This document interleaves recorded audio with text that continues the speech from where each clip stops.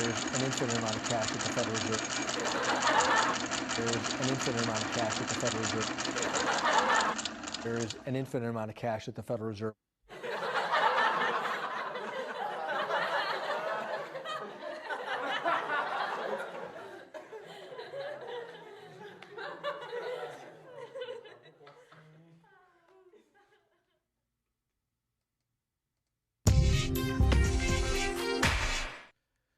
Good morning, Bitcoin. Today is Saturday, June 27th, 2020. My name is Thomas Hunt, and this is the World Crypto Network. The price of Bitcoin was flat, almost not moving at all, down just 0.04% in the last 24 hours, with a last of 9,153, a high of 9,219, and a low of 9,097. That's $1 for 10,925 Satoshis. Volume is very low, but it is a Saturday, with 1,430 Bitcoins changing hands. The market continues to lean long, with 80% heading that direction. Bitcoin dominance is at 65.41%.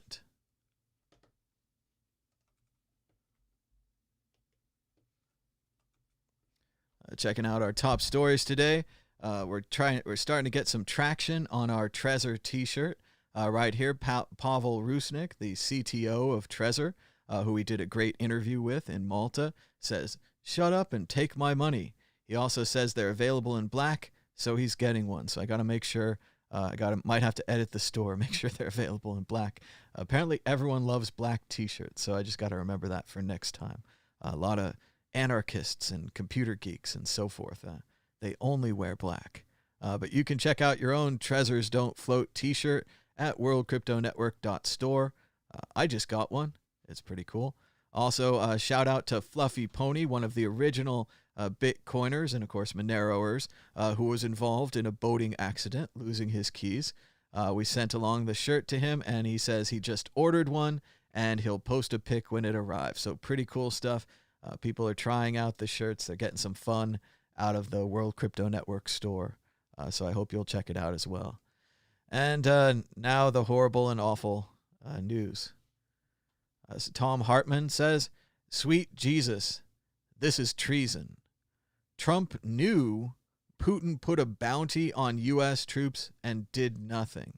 That's right. Reports now in the New York Times, confirmed by the Washington Post, says that Russia offered bounties for Taliban militants to kill U.S. soldiers and other allies. Of course, this is obvious that this was eventually going to get out. I know everyone believes that their cover-ups are perfect and will last forever, even President Putin. But as you can see here, there is just too much of a paper trail. There's money going around paying these militants to murder U.S. soldiers and other NATO troops. They told Trump about this in March. The word is they gave him a menu of options, and he chose an option that was not on the menu, the option of doing nothing. So for the past 3, almost 4 months, President Trump has known that Russia offered bounties and paid bounties. They paid the bounties. They didn't just offer them, they paid them, meaning that they were successful, that the Taliban militants that they had paid money to kill U.S. soldiers and other allies found success and were rewarded for the bounties. The president has done nothing. In fact, he's spoken positively about Putin and Russia, saying that they should be let back into the G8. Russia, the country that offered and paid bounties for Taliban militants to kill U.S. soldiers, should be back in the G8, according to this man. Outrage mounts over report Russia offered and paid bounties to Afghanistan militants for killing U.S. soldiers. Of course, the outrage is only from the Republicans, only from the Democrats. Not a single Republican has spoken out against this story, confirmed by the Post, posted by the New York Times first, that the United States knew that Putin paid and offered bounties to kill American soldiers in Afghanistan. He knew about it, and he did nothing. He's done nothing. It's an unbelievable story, and it's true. This is Elijah McCain. I can barely look at him without crying. This story is a year old. Sadly, nothing happened after this story broke. It's only recently that a petition took off, gaining more than 2 million signatures, asking for justice for Elijah McCain. Elijah McCain was walking home from the store where he had purchased items. You can see him on the store's security camera. He was wearing a mask over his face, kind of like a baklava, a skiing mask. It was a little warm outside, but he was a very thin person, and he was cold often, and he liked to wear masks to keep himself warm. He's a non-violent person. He played the violin, and he was a massage therapist. He was very light. He was around 140 pounds, and he was walking home. The police, someone had called the police on him because they found him suspicious with the ski mask, but they had just seen him at the store where he paid for his items even though he wore a ski mask, so he didn't rob the store. He was walking down the street carrying a bag of groceries. Again, they give you bags when you pay for things, so he'd probably paid for the groceries. The police stopped him. They harassed him. They got in a scuffle. The police held him down. He said he couldn't breathe. The paramedics arrived. He was still very scared, freaking out. The paramedics gave him a sedative, and the sedative killed him. So if the police had just let him walk home to his house, he would have lived. If the person hadn't called the police because he was wearing a ski mask because he was cold, he would have lived. These are the last words of Elijah McCain, a peaceful and blessed soul who was senselessly killed by police. Senator Cory Booker, we demand justice for Elijah, and we must continue our fight to end the systemic racism that killed him. These are Elijah McCain's last words. I can't breathe. I have my ID right here. My name is Elijah McCain. That's my house. I was just going home. I'm an introvert. I'm just different, that's all. I'm so sorry. I have no gun. I don't do that stuff. I don't do any fighting. Why are you attacking me? I don't even kill flies. I don't eat meat. But I don't judge people. I don't judge people who do eat meat. Forgive me. All I was trying to do was become better. I will do it. I will do anything. Sacrifice my identity. I'll do it. You are phenomenal. You are beautiful, and I love you. Try to forgive me. I'm a mood Gemini. I'm sorry. I'm so sorry. Ow. That really hurt. You are all very strong. Teamwork makes the dream work. Crying. Oh, I'm so sorry. I wasn't trying to do that. I just can't breathe correctly. Body cameras captured the last words and the last minutes of Elijah McCain's life. Some viewers may find this video disturbing. Viewer discretion is advised. Sorry, but I have to play this.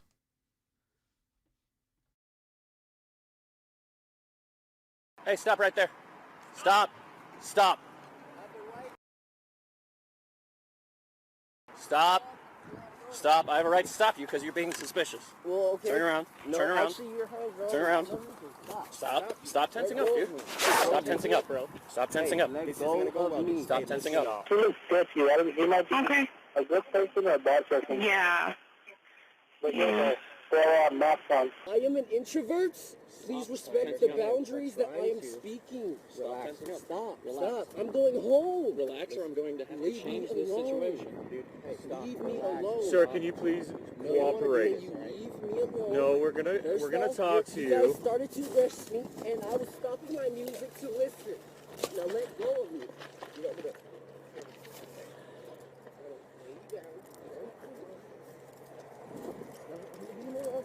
You guys. I intend to take my power back, and I intend to be Come on with him, okay? simple. I intend to be simple. Grab your gun, dude. Stop, dude.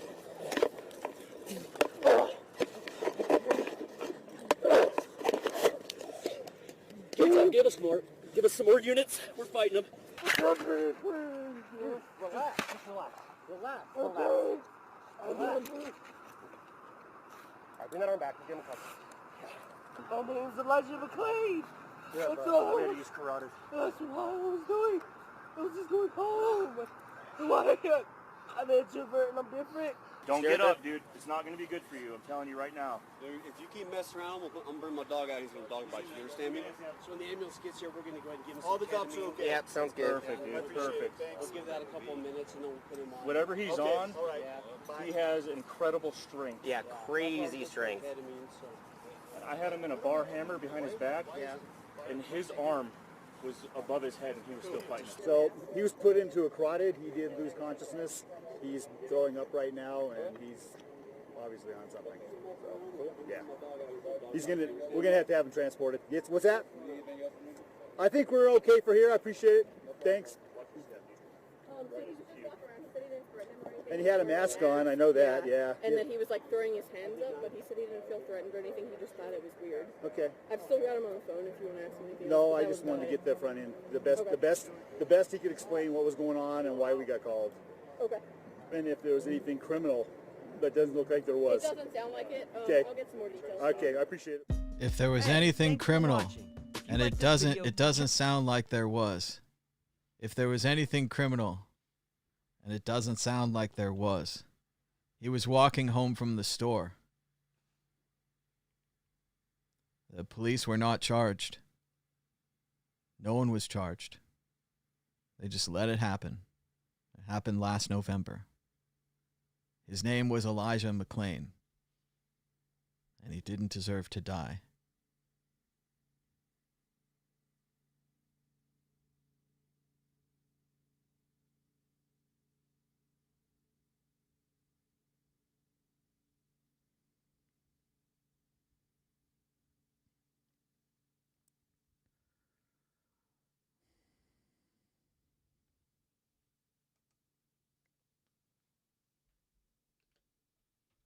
Trump just filed a brief with the Supreme Court to take Obamacare and the Affordable Care Act away from people.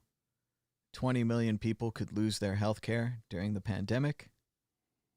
And if they get the coronavirus, they could be denied health care in the future, as it would be a pre-existing condition, which under the Affordable Care Act didn't matter anymore. But if you remove the Affordable Care Act, they'll be able to deny these people health care, even if they could afford it. And now here's the Bitcoin news. Bitcoin risks 20% drop as outlook for stimulus junkie stocks soar. I don't know what any of those words mean. The price of Bitcoin is at risk of a pullback as declining liquidity as the U.S. stock market is starting to slump. Somebody should read these things out loud before they publish them. The Dow Jones was down 2.84% on June 26th, recording a 9.27 fall since the month's peak. All markets are moving cautiously, and Bitcoin is no exception. Bitcoin does seem to be syncing up, referring to the chart displaying a correlation between the S&P and global liquidity. The chart shows that equity investors are addicted to fresh stimulus like a junkie. Without fresh central bank liquidity, a challenging global economy, high stock market valuations, and increasing COVID cases matter again. I don't know. They already put 10 trillion into a 30 trillion economy. I don't know that you're going to get much more business stimulus than that. It does seem like Bitcoin falls as stocks drop. Is short-term correlation necessarily a bad thing? Plan B creator of the stock to flow model, that's really helping us so far, said the short-term correlation between Bitcoins and stocks could be positive. The simultaneous upsurge among Bitcoin stocks and other risk-on assets could indicate the mainstream considers Bitcoin an established asset. I'm not sure about that at all. I see it as good news, Plan B said. I would be really worried if all these trillions of QE money would flow into stocks, bonds, real estate, gold, but not into Bitcoin. Also, the Fed is pumping stocks, so knowing that stocks and Bitcoin stay together means Bitcoin is aligned with Fed interests. I don't see that either. I'm not sure what he's talking about. I'm pretty sure that Bitcoin is linked up to stocks because everyone is freaked out in this time of the coronavirus. Everybody is thinking cash is a good idea, investments, not so much right now, especially with the lack of demand and the horrifying mess that the United States, especially Florida and Texas, who opened too early, ignoring science and spreading the virus all around, depressing demand, which may be very difficult to come back in the future. Market wrap. Bitcoin still in a rut, trading below $10,000. It's all about the price. After the largest options expiry in history, Bitcoin history, Bitcoin ended its fifth week of bouncing around the $9,000 price range. Bitcoin was trading at around $91.80, slipping almost 1% over the previous 24 hours. All right, waiting for something to happen.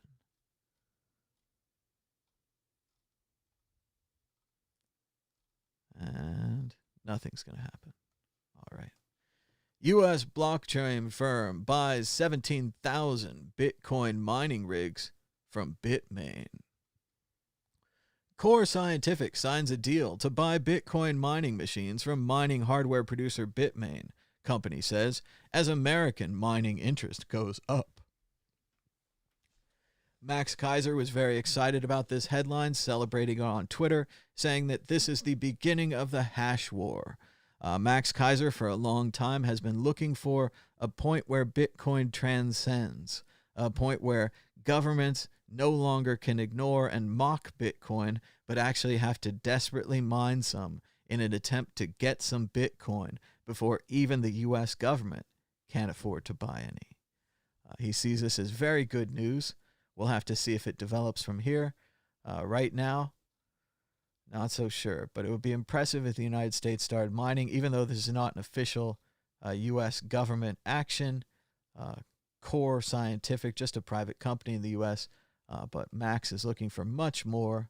I think it'd be great if we put Bitcoin miners next to all of our hydroelectric plants.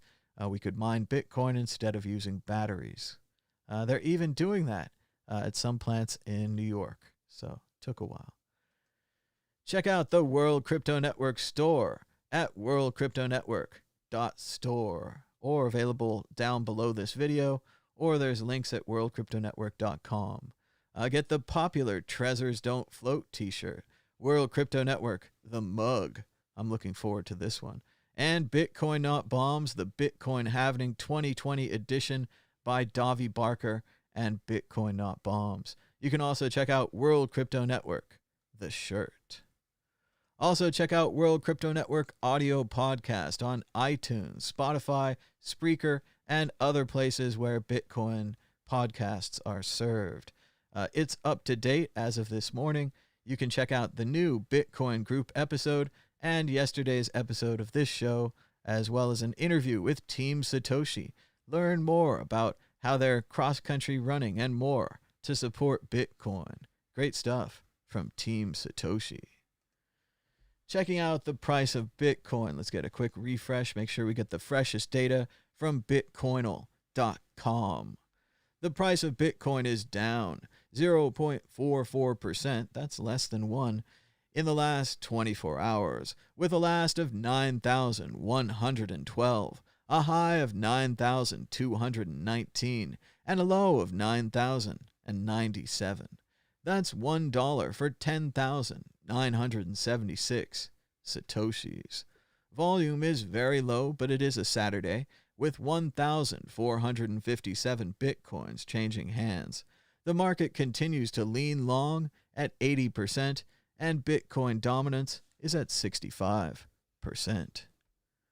And now, checking out the news. Oh, that's a nice shot from yesterday's show, checking out the Raiders' new stadium in Las Vegas.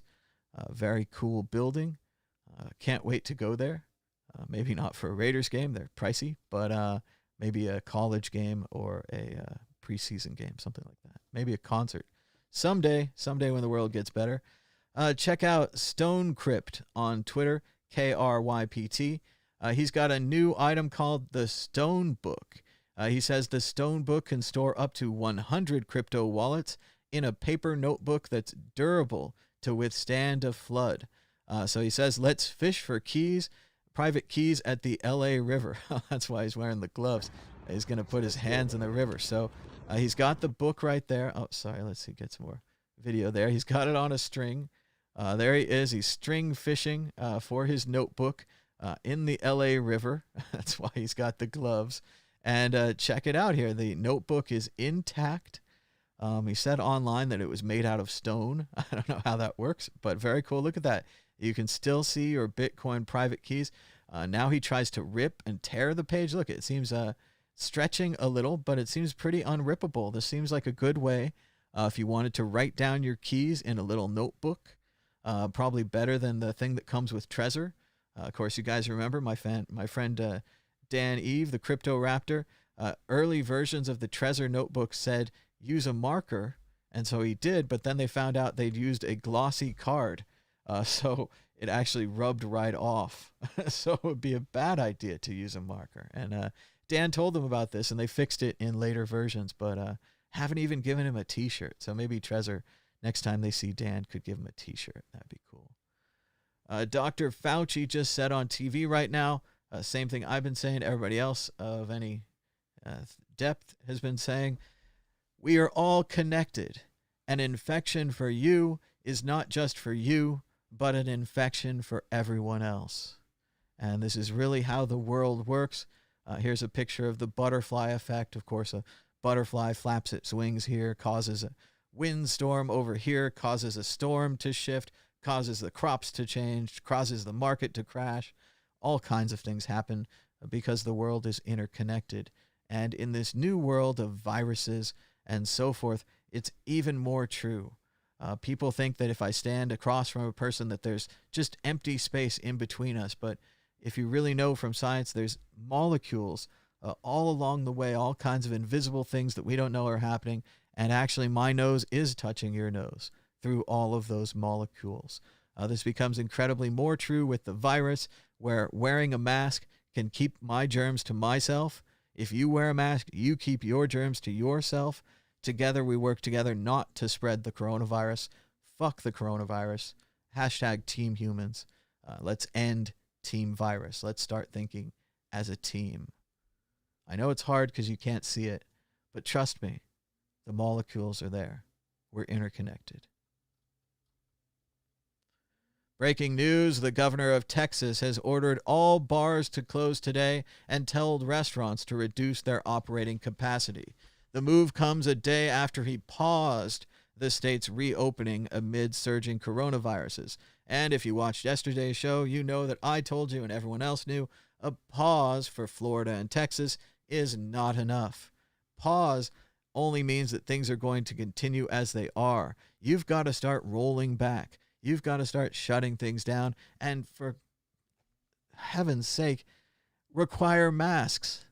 Require masks in public, Florida and Texas. It's not too late for you. You could still save the lives of some of your citizens. It's not too late. Also, I've heard that the governor of Florida the governor of Texas regrets opening bars too early. He thinks especially bars with their indoor social nature, generally small, everyone breathing together, no one wearing masks, are a major way of spreading this virus. In case you're keeping score, outside protests where you do wear a mask and where the outside air is there, not a big problem.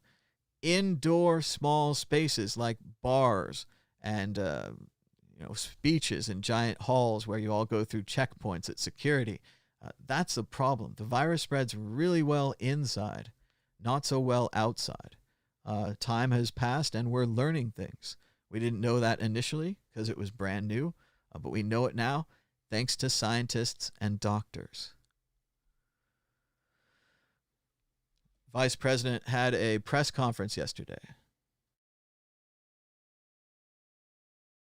It's the first meeting of the coronavirus task force in 3 or 4 weeks. Since that time that the president said you should try, just try, you don't have to do it. You should try injecting disinfectant and or light directly into your human body to cure it. Since then, he hasn't done another briefing, and he hasn't allowed the task force to either. The vice president gave it a try yesterday, and it was a devastating and horrible train wreck that I wish I could forget that I watched half of. Here's some of my comments from when I was watching it live. Poor Dr. Fauci with his cough, trying to do the right thing, pulling his mask on and off to speak, while the madman Pence stands behind him, indifferent, unmasked, and unconcerned. Dr. Birx takes off her lipstick-stained mask to speak. Meanwhile, the madman Pence breathes directly into her mouth like a vampire, desperate to spread the disease. Pence's message that the virus is being spread by asymptomatic, sick but not showing symptoms, really means that everyone should wear a mask. Everyone, including him and the president. A reporter asks point blank, that was Paula Dean from CBS, "It sounds like you're saying, do as we say and not do as we do. As they keep having rallies to spread the disease." Pence deflects with a free speech and freedom argument. It is empty and ineffective. Pence defends the freedom to go to rallies over the order to stay apart and fight the virus. He's still going. He's all over the place. It's getting worse. Pence brings up suicide. Ignore the health rules to go to rallies or commit suicide. This is a horrifyingly bad argument. He should wear a mask and not have rallies. His last words, "No young person would want to spread the virus to their grandparents. It's not a question of desire. The virus doesn't care." Florida is joining Texas in closing bars. That's right, not just pausing, but rolling back, trying to control the virus after shattering new records of coronavirus, which we predicted and the scientists predicted and the doctors predicted and everyone told you would happen, but Florida and Texas just had to go ahead. It's a great time to watch the movie Jaws again. In the movie Jaws, it's about a small town in the Northeast, and they're desperate and dependent upon tourism, and they must have tourism. But there's a shark in the water, and the shark is eating the tourists. But the town doesn't care. They need tourism. They need the money. They reopen the beaches. The shark comes back and eats more people. This movie's from the 70s. You have plenty of time to watch this movie. It's a great film. Spielberg, Jaws, the shark Bruce. Didn't work most of the movie, so they had to film scenes without it, which ended up making the movie more suspenseful and an even better movie. It's great. Please ignore, I've never seen any of the Jaws sequels, but they cheapen the original. Just watch Jaws and think about how much they wanted tourism. And then think about these people, how much they wanted to open the economy, what they were willing to risk. Science said they'd lose. Smart money bet on science. Science was right. They lost. They were dumb money. Pence is still forcing the narrative that the increase in cases is simply due to increased testing, when that is not the truth. Hospitals aren't filling up and running out of ICU beds because of more testing. They're filling up because of more sick people. Pence is not telling people to wear a mask. Masks should have been a national mandate months ago.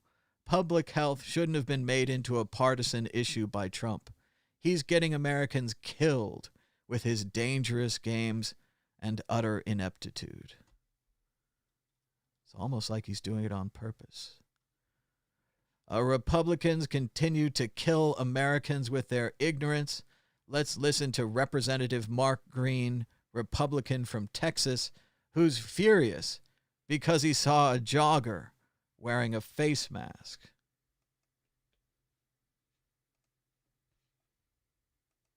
And media continues their narrative, marching in lockstep with my Democrat colleagues, and they ignore the context and the facts. As I came in today, I saw a gentleman running on the sidewalk. There was no one within 100 yards of the guy, yet he was wearing a mask while running. This speaks to the irrational fears this dishonest representation of the data by the media has caused. The media also ignores the fact that reopening society will save lives in other ways. The media continues their narrative, marching in lockstep with my Democrat. So just stunning ignorance from this representative from Tennessee, speaking out against someone for wearing a mask, trying to protect themselves and others, even in the unlikely case that they might meet another person while jogging. Maybe they have to go to work after jogging and they brought the mask with them. Maybe they're worried about being harassed in the park by people who are angry that you're not wearing a mask, so they're just trying to be more cautious. But still, you have someone siding on the side of cautious, and then you have someone else here saying, don't take any cautions. Don't worry about the virus. It's all over. Maybe he should go shake some hands with some coronavirus patients at the hospital, like Boris Johnson did in the United Kingdom. Boris Johnson, I guess Prime Minister of the United Kingdom, went to the hospital and shook hands with coronavirus patients against the science, against the doctors. Everyone told him not to do it. And then he got the virus, and he was very, very sick, and he almost died. Shame. Representative Mark Green, Republican from Tennessee, resign. Get out of there.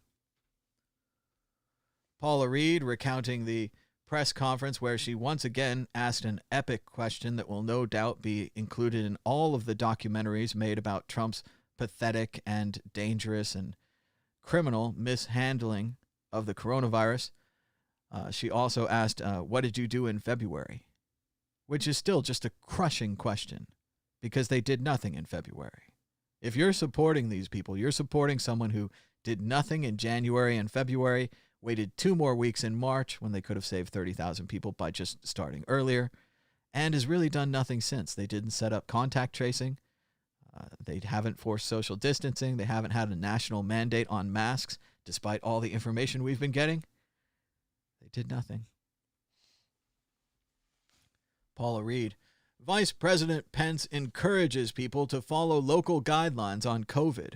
But last week, the Trump campaign defied Tulsa health officials and held a large indoor rally, which resulted in dozens of campaign staffers and United States Secret Service staffers having to quarantine after some tested positive. Florida has 8,942 new COVID cases in one day. This didn't need to happen. They were repeatedly warned. Katie Tur on TV was losing it over this madness. We warned you it would be like New York. You did nothing. Why? Pence apparently refused to say the word mask in the entire briefing. That's linguistic acrobatics. That's something you decide beforehand. You decide beforehand, I'm not going to say the word mask, even though it's the most important word anyone could be saying right now.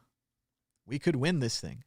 We could kill the virus if we went to 100% mask wearing. 100% mask wearing, that's all it would take for about 14 days. You wear a mask for 14 days, we get to 100%, it goes away. We would kill it. It's just that simple. Oh boy. Here we go. We've got the video from Pence's horrible press conference. Wait till you see the end of this. Pence lies and lauds Trump for suspending all travel from China, which never actually happened. Travel was restricted, but not suspended. Facts. Facts matter. And here it is. This is the killer question. This is Paula Reed. Paula Reed. Again, just taking them down with the simplest of questions. She says, it seems like you're saying, do as we say, not do as we do. You're telling people to listen to local officials, but in Tulsa, you defied them to have an event that resulted in dozens of people being quarantined. How can you say that the campaign isn't part of the problem? A crushing question by Paula Dean from CBS News. On the campaign, it really does sound, though, like you're saying, do as we say, not as we do. You're telling people to listen to local officials, but in Tulsa, you defied local health officials to have an event that, even though you say it didn't result in a spike, dozens of Secret Service agents, dozens of campaign staffers are now quarantined after positive tests. And then in Arizona, one of the hardest hit states, you packed a church with young people who weren't wearing masks. So how can you say that the campaign is not part of the problem that Dr. Fauci laid out? Well, I want to remind you again that the freedom of speech and the right to peaceably assemble is enshrined in the Constitution of the United States. And even in a health crisis, the American people don't forfeit our constitutional rights. And working with state officials, as we did in Oklahoma and as we did in Arizona, we're creating settings where people can choose to participate in the political process. And we'll continue to do that. This is the complete opposite of everything else he said in the briefing. Everything else in the briefing was, we're putting down requirements to keep you safe. Staying apart, wearing masks, not going to concerts and baseball games and large indoor rallies. You just could have held it outdoors. You could have held it outdoors in that big empty thing you had on the side. You could have socially distanced everybody. You could have given them masks that had Trump written on them. They would have loved them. They would have kept them. They might have even kept wearing them. You could have done all these things, but you didn't do them. They continue with this nonsense. It's not a freedom of speech issue. Everything, like, if we can't have requirements to keep people safe, what's even the point of civilization, the country, and everything? Like, it's gone. So just complete madness. He says that they should listen to local officials, but then they just keep having their rallies anyway, no matter what the local officials say. Pence, thoroughly defeated by that question, rambled on and on and on for 3 or 4 minutes, 480 words, Lawrence said on TV. He had nothing. Again, he doesn't even say the word masks. And then he runs away. Are you ready to watch the vice president run away after he took 6 questions at a so-called press briefing? He doesn't even tell us when he'll be back. He seems very, very, very weak. And as he exits, the reporters shout, including a question to Dr. Fauci. Dr. Fauci, are these massive rallies okay, in your opinion? Fauci is unable to ask and unable to answer. He has to run away with Pence and the others. This was not the planned end to the press conference. It wasn't supposed to go 6 questions and then have the vice president run away like a coward, but it did because they have nothing. Have a serious outcome. But I'm grateful for the time today. We hope this has been helpful. And we'll be back with more information as time goes on. Thank you. Dr. Fauci, are these rallies okay? Are these massive rallies okay in your opinion, Dr. Fauci? When's our next briefing? When's the next briefing? Are the rallies okay? When's the next briefing? Oh, we'll have another briefing as time goes by. Play it, Sam. Play it for me. You know. Play as time goes by. Then I was still watching TV. They said the anchors can't even believe it, but it says American Airlines is going back to full capacity planes next week. So they'll be spreading the virus on airplanes even better than before. No one's even brought this up, but an obvious thing to do during a pandemic would be to temporarily shut down air travel. As a national emergency, if we could stop people from moving around, we could stop them from spreading the virus. If everybody would just stay home for 15 days, wear a mask the whole time, eat your food at home, we could kill this thing. We could seriously kill the virus instead of killing Americans. That's not what we're going to do, though. The vice president is apparently doubling down on the president's stupidity that more testing leads to more cases. Yep, and when I stop weighing myself, I never gain weight. Yes, ignorance is bliss, they say. Hopefully everyone will be stabbing out their eyes soon, copying Oedipus, so that they can't see the results anymore. That's the only way to hide from this truth, is to stab out your own eyes. Vice President's going first.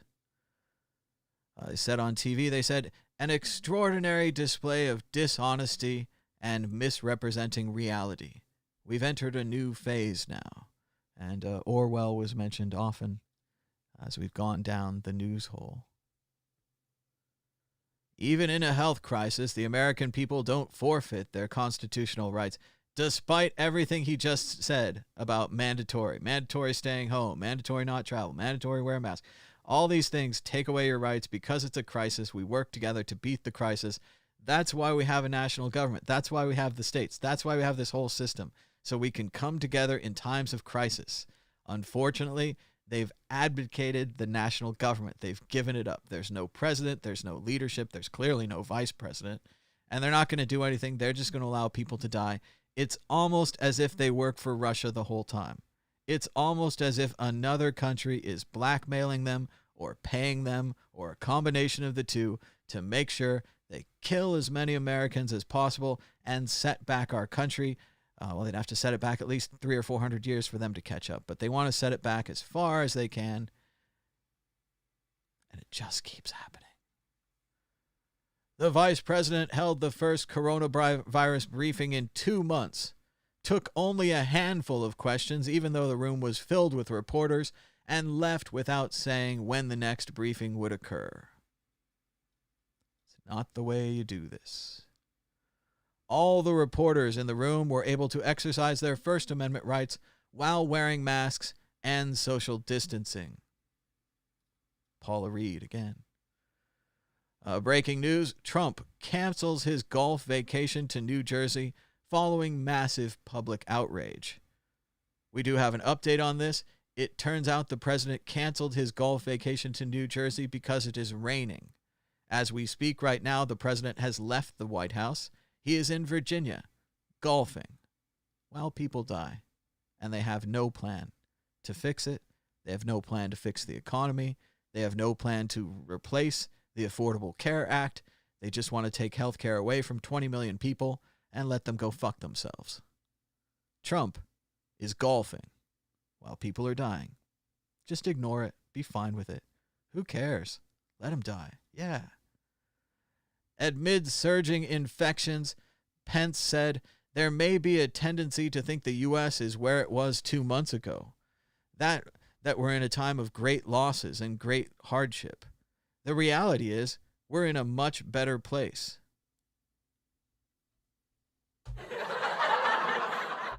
The U.S. set a record for daily new cases yesterday, and still he goes out there and lies with his propaganda. We're in a much better place. A much better place? Really? Really? A court has just declared that Trump's use of Pentagon funds for the U.S.-Mexico border wall was illegal. Everyone said this at the time. Instead of passing the bill through Congress to get actual money to build his wall, he stole money from the Pentagon illegally to build sections of wall. Now judges have come down, and it's going to stop. Alan Silbert writes, really, one of the most baffling and frustrating things of this ordeal is how masks suddenly became a freedom and political issue. The simple fact that you breathe, cough, and sneeze, and that affects other humans, is simply lost on people. Is it really that big of a deal to wear a piece of fabric? Update from Las Vegas. This is the side of Resorts World in the daytime. Apparently yesterday's video was not a rendering. It was real world. They have put the large video screen on the side of the building. Looks like it's only be the middle of the building. I wish it was the whole thing. You can see those little squares. Those are hotel room windows. You could get a hotel room in the video screen. How cool is that? Another giant video screen coming to Las Vegas. Check out the Bitcoin group. We had a great episode yesterday with Ben Ark, Christian Rutzel, and myself, Thomas Hunt, Mad Bitcoin. So check it out. It's a discussion group. We talked about the Bitcoin options expiring and, of course, the price of Bitcoin. The Magic 8 Ball predicted the price. You can check it out. We talked about, can Bitcoin be stopped by governments? And, of course, the virus and the PayPal news, which just keeps happening. I've had the PayPal news like at least 3 to 5 times, and every time it feels like that classic scene from Peanuts where Lucy is holding the football and Charlie Brown runs forward to kick it, and then Lucy just pulls the ball back. We've had these PayPal rumors so long. The last time I read them, I think they were Cripsy was still around, and it was like, oh, instead of Cripsy, I could use PayPal, and PayPal is going to be the next Cripsy. But that means something different now. Okay, and we covered it. Trump put a bounty, or Putin, the Russian government put a bounty on U.S. troops in Afghanistan. The Mujahideen in Afghanistan were paid by Russia if they killed American soldiers. These bounties weren't just offered, they were also paid. So they saw this as a successful program. Once again, cover-ups never work. There's always a paper trail. Everyone always finds out everything. Even Putin, a former KGB agent, should know that. This is a big FU to the United States. It says, I'm doing this. I know it's going to be found out. I don't care. There will be no responsibility. Nothing will happen bad to Russia because we do this, is the action that they take and what they're saying. And given that Trump was given a menu of options in March, and he chose off the menu the option do nothing after Russia put a bounty on U.S. troops and paid bounties on U.S. troops for killing them. A foreign government paid Afghanistan mercenaries, whatever, Mujahideen, paid them to kill American soldiers. And Trump did nothing in March. And just a few weeks ago, he was trying to get Russia back into the G7. He was trying to make it the G8 again. He was going to reward them, even though he knew internally. They presented their reports to him before they leaked. It took 3 months for them to leak. They leaked now. But before that, they presented him and they said, Mr. President, President Putin and Russia have been paying Afghanistan Mujahideen, paying them, put a bounty on our troops to murder our troops. You're a big supporter of the troops. You're always saying how important they are. He paid people to kill them. He paid people to kill Americans. He knew there was a paper trail. He knew this would come out. He knew that he would be caught, but he did it anyway. He showed a maximum of disrespect to your country and your people, and he murdered them. What do you want to do about it? And he said, let's do nothing. He said, let's reward them. Let's let them back into the G8. Let's say how great they are. Again, we're in an information bubble right now. In the future, we're going to know everything. We're going to know about the P tape. We're going to know about the money laundering, and we're going to know how much money they paid him to do this. And we're going to know if it was blackmail or if they did it, because it was a good thing. They were just aiding them because they liked the money or they wanted the money or they needed the money, or they went bankrupt in the 90s and their casinos went out of business and they needed money. And they're just rewarding a good old friend. A good old friend who gave them money and helped them out in their time of need, who's now using that same money to murder American troops. So good. Let's do nothing. That's good. Yesterday, as is Joe Scarborough, yesterday Trump told a Wisconsin crowd that Russians are more reasonable than Democrats.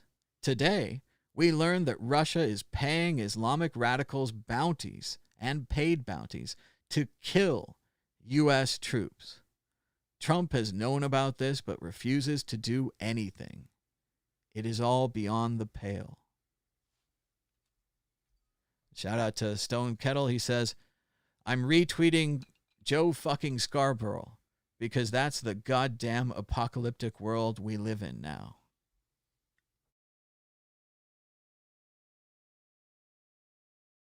Scarborough used to be a Republican. He was a Republican representative from Florida. He was very right-wing. He does not like Bill Clinton at all. He was very much involved in the impeachment scandal, the original one. And now he's completely switched because Joe Scarborough is a patriot. And when you tell Joe Scarborough that Russia is paying Islamic radicals bounties to kill U.S. soldiers, he gets mad about it. Say what you will. I mean, he's a Republican. I don't think we agree on a lot of things, but at least he gets mad when he finds out that Russia is paying Islamic radicals bounties to kill U.S. troops. At least we have that in common. Checking in with the price of Bitcoin. The price of Bitcoin is down 0.84% in the last 24 hours with a last of $9,080. That's the low. So there it is. I finally got to report on the price when it was at the low. I'd prefer to report on the price when it's at its high. But there you go. Keeping an eye on the price. And of course, you can also look in the lower right-hand corner, at least of the video feed. We do have a price ticker right there. How cool is that? Open broadcaster, huh? Neat.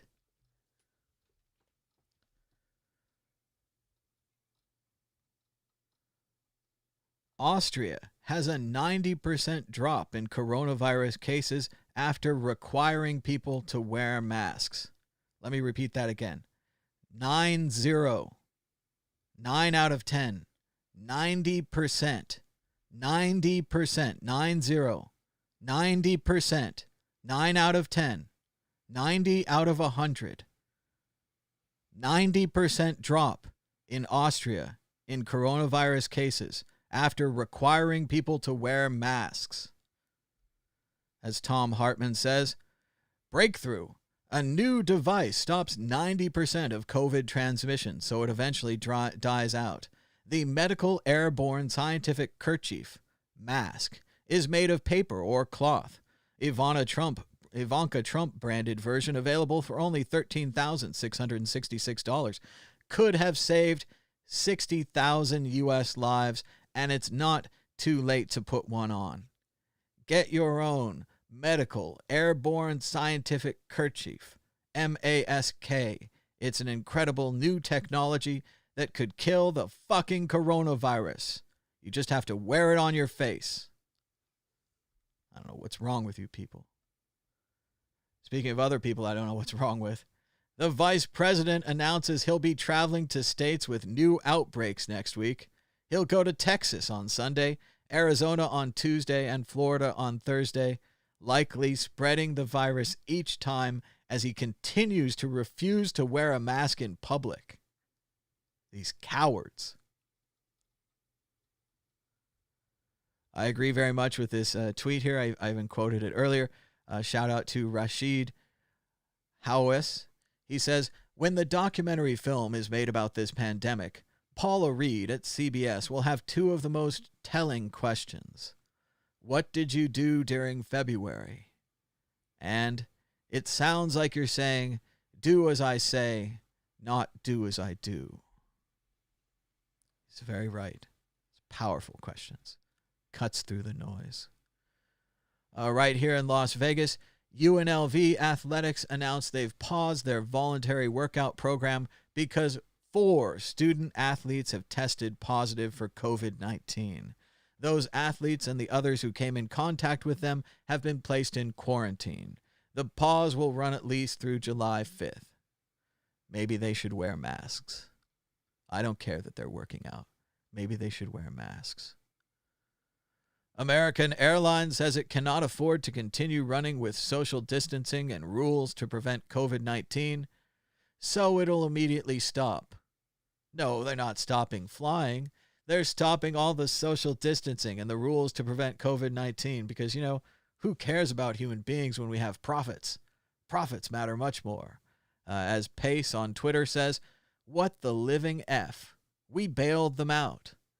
But the reality is there's no amount of money you can give to someone when there's no demand for their business. There's no demand for travel. No one wants to go anywhere, especially on a plane where you're sitting next to people and they're not wearing masks and everyone's dying around you. No one wants that. There's no amount of money you can give a business once the demand is gone. It's always going to run out. Inside the feud between Mary Trump and her uncle, Donald Trump, that led her to write a book that describes a nightmare of family dysfunction and the creation of the world's most dangerous man. It's a pretty rough story. I haven't read the book yet. It comes out later in July. I can't wait. What I read so far in this article, it sounds like Mary's father was an alcoholic. He wasn't that great at business or anything, but he was constantly mocked by his brother Donald Trump and his other brothers. Eventually, he committed suicide, likely due to their mocking. Later on, Trump himself said that he felt bad for mocking his brother until his brother committed suicide. Mary Trump is a trained psychologist.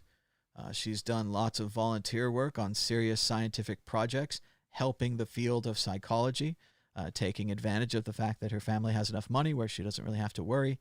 Her family was critical for this. They claimed that she was not working and not making money, despite the fact that she was helping out on these scientific projects, and she was a very serious psychologist respected by her peers. They continued to attack her because her father didn't want to work in real estate. Her father wanted to become a pilot instead of working in the family real estate business. Another reason that they criticized him until he killed himself. The details and more will be coming out soon in this amazing book. Startling images reveal the coronavirus forming tentacles. Whoa. Larry Brilliant, MD, writes, wow, amazing research into how the coronavirus hijacks human cells, essentially turning them into drones or zombies, is groundbreaking, and the images are breathtaking. An up-close view into a tiny, crafty adversary that does so much damage. And let's see if we can get that video. Cannot play video. Due to license restrictions, this video can only be viewed on Yahoo. Great job, guys. You're making the internet a better place. And, of course, Yahoo doesn't work because I have this plugin that blocks every single web page that you go to. Oh, and the plugin won't even load. Oh, great. All right, let's try it one more time. This time for sure. No, the plugin's still blocking everything. All right, maybe this time.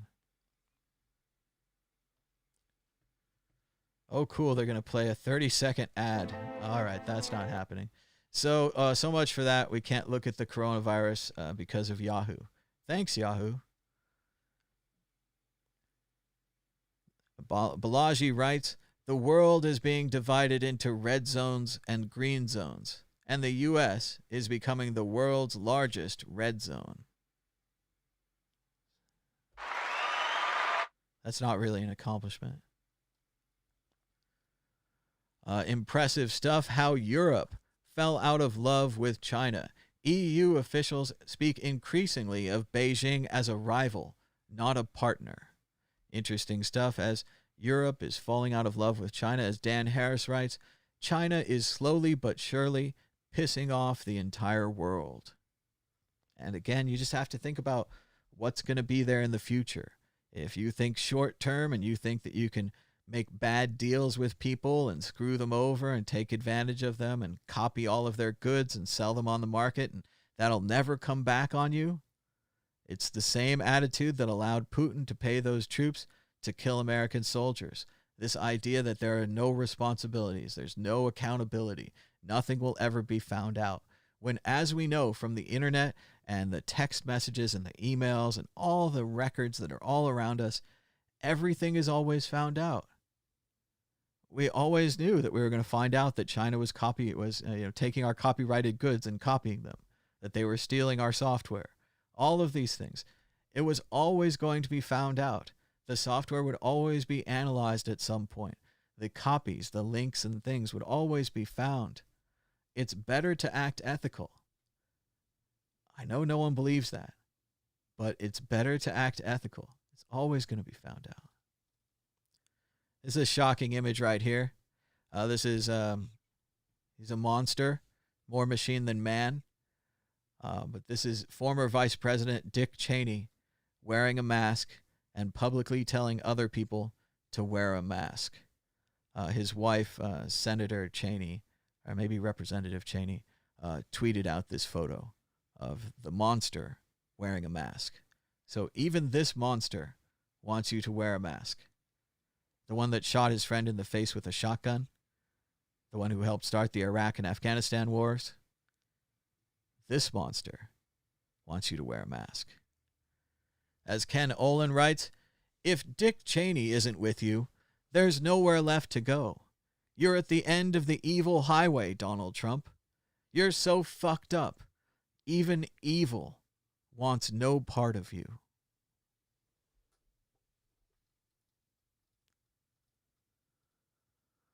A failure to ramp up testing let the virus spread far and wide in the United States.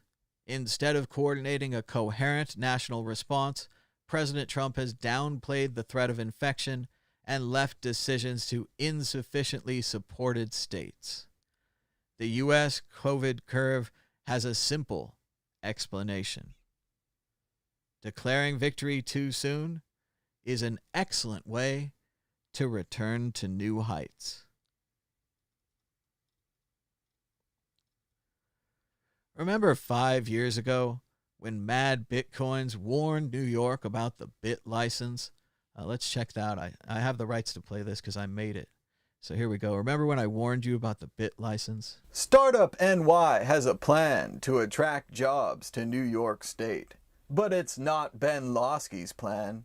Ben Losky and his controversial Bit license wants to chase jobs away. If the Bit license becomes law as drafted, we may be forced to block all New York residents. New York's proposed Bit license is the wrong form of regulation and poses a threat to consumers. New York is putting the cart before the horse. Ben Losky and his Bit license. It's bad for jobs. It's bad for business.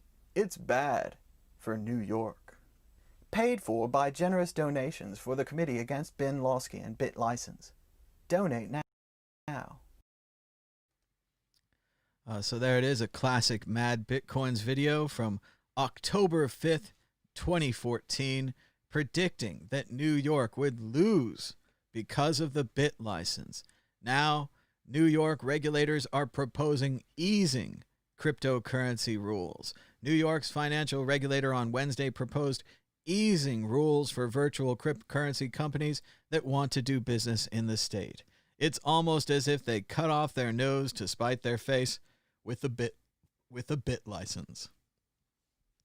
Many other people predicted this at the time.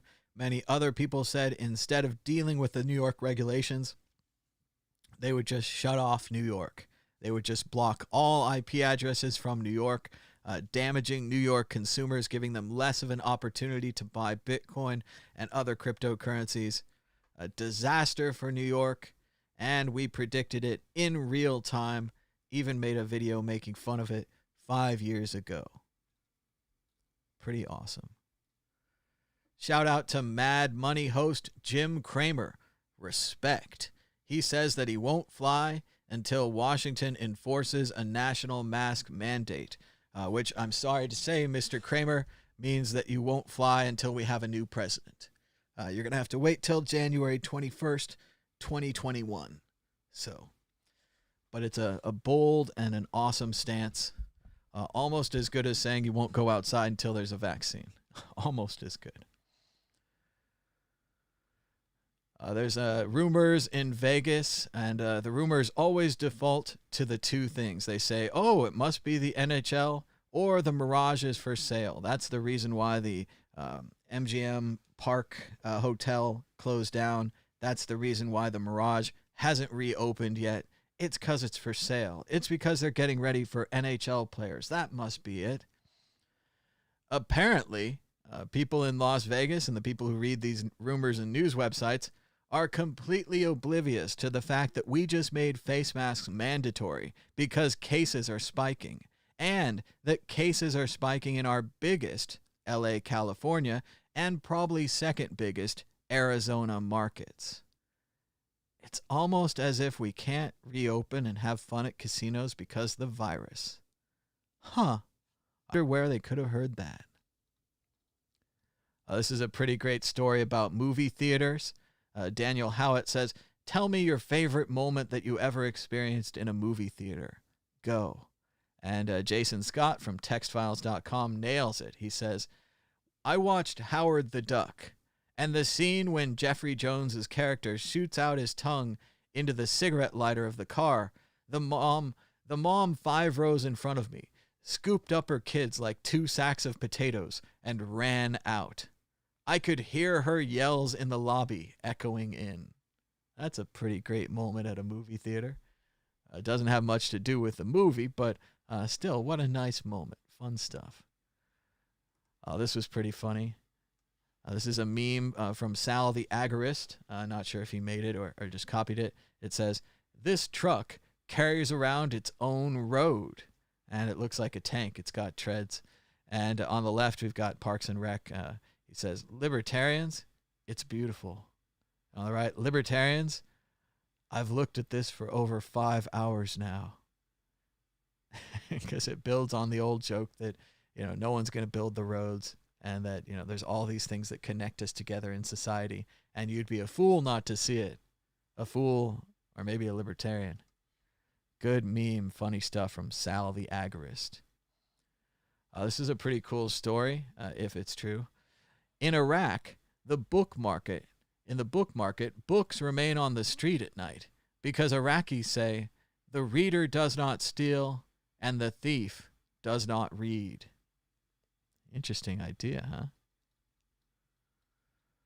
huh? We're having anti-mask protests in Las Vegas Saturday morning in downtown. I don't know what's wrong with you people. Wear a piece of cloth in front of your face and protect your fellow citizens from a deadly virus. What's wrong with that? Doctors and nurses wear pieces of cloth in front of their face all day. Do you want to have a surgery where someone's not wearing a mask? This is just like that. The germs and virus and disease spread the same way. This doesn't make any sense. It's embarrassing. Makes me embarrassed to live here. Coca-Cola pauses advertising on all social media platforms globally. We've been covering this kind of story for a while now. Zuckerberg continues to claim that Facebook is an open platform, so he can't control hate, even as he sells advertisements to the hate groups and profits off it. So he can't control his desire to profit off of hate. He has a money problem. He needs more. And Coca-Cola not exactly joining in the movement, but pausing their advertising until the end of the year, something like that, a 3-month pause, which could be seen by many as a shot across Zuckerberg's bow. Fix your ship. Start restricting things. You're not the open and free internet. You're a corrupt company. You don't have the right to claim you're the open and free internet and sell advertising. That's not the way it works.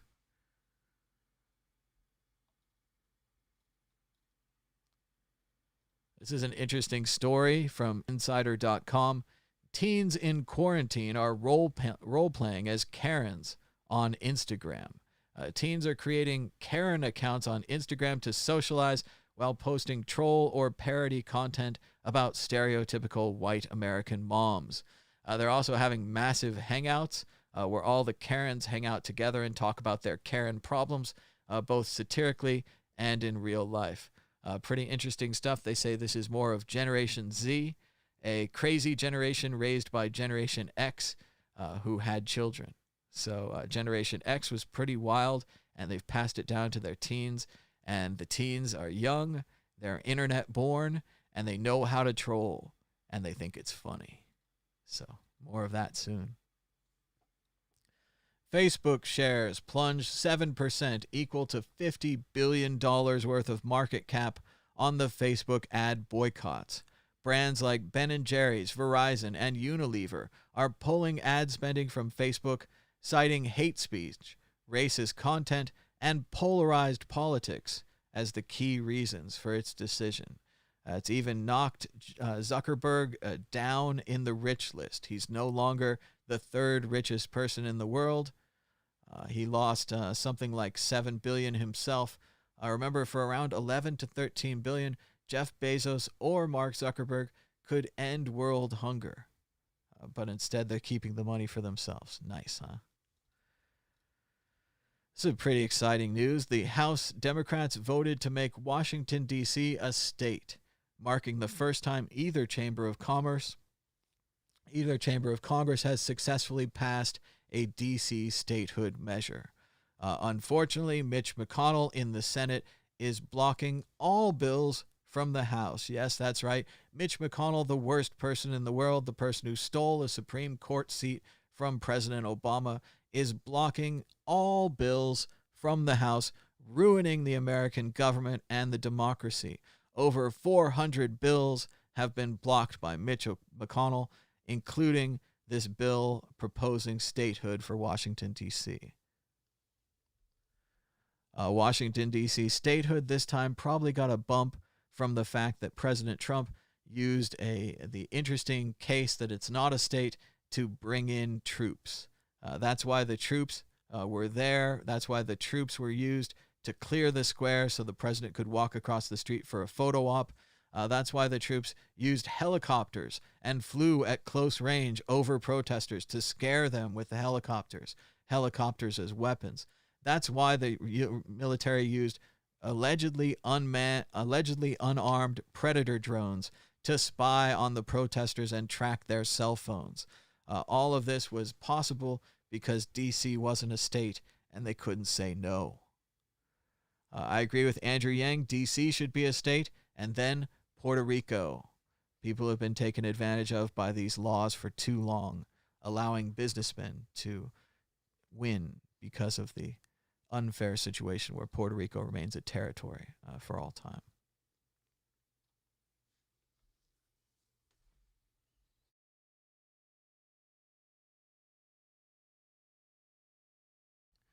We talked about this when I started the show. Over a year ago, police in Aurora, Colorado, the same place where they apprehended peacefully that guy who shot up the movie theater. The white guy who shot up the movie theater, he's peacefully apprehended, lives and stays in jail now. This black guy who was just walking down the street after going to the store, he was wearing a ski mask. He paid for his items at the store. He had a bag. It's really clear when you have a big plastic bag, you paid for your items at the store. That's what I assume. The police didn't assume that. They harassed him. They fought him. They tackled him. Then the ambulance arrived. They gave him a sedative, and that killed him. So if the police had just let him walk home, he'd still be alive. They saved the life of the guy in the movie theater. the guy who shot all those people during the Batman movie. They saved his life. But this kid right here, Elijah McClain was his name, and he was murdered by the police in Aurora, Colorado. He was 5'6" and weighed 140 pounds. The police officers said he had incredible, crazy strength, and that at one point 3 officers were on top of him. They said that he did nothing criminal. He was just walking down the street, and they killed him. Michelle Norris writes, I can't stop thinking of Elijah McClain. His last words were, I'm an introvert. His smile in all those videos. A sweet and gentle soul extinguished. The way the drug they injected would have coursed through his 140-pound frame like a toxic jolt.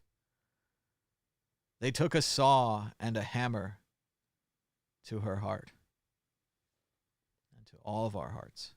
If you have any feelings. If you can think about other people and not just yourself. If you don't see this person as different, maybe because his skin's different color than yours. I don't see that at all. It's horrible.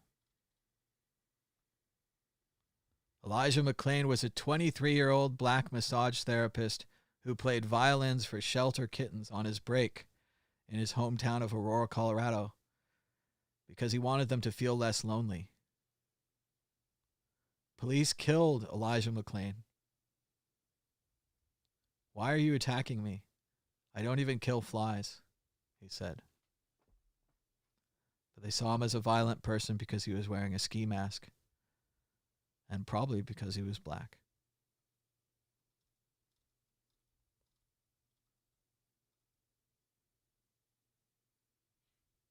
Everybody who met him said he was amazing. They said he was an angel walking amongst people. And they killed him. I know it doesn't mean anything, and petitions are stupid, but this petition did work. After 2 million people signed it, the governor of Colorado has launched an investigation into the death of Elijah McClain. The police officers were not punished for this death. The paramedics were not punished for this death. No one was punished except for Elijah McClain, who was killed.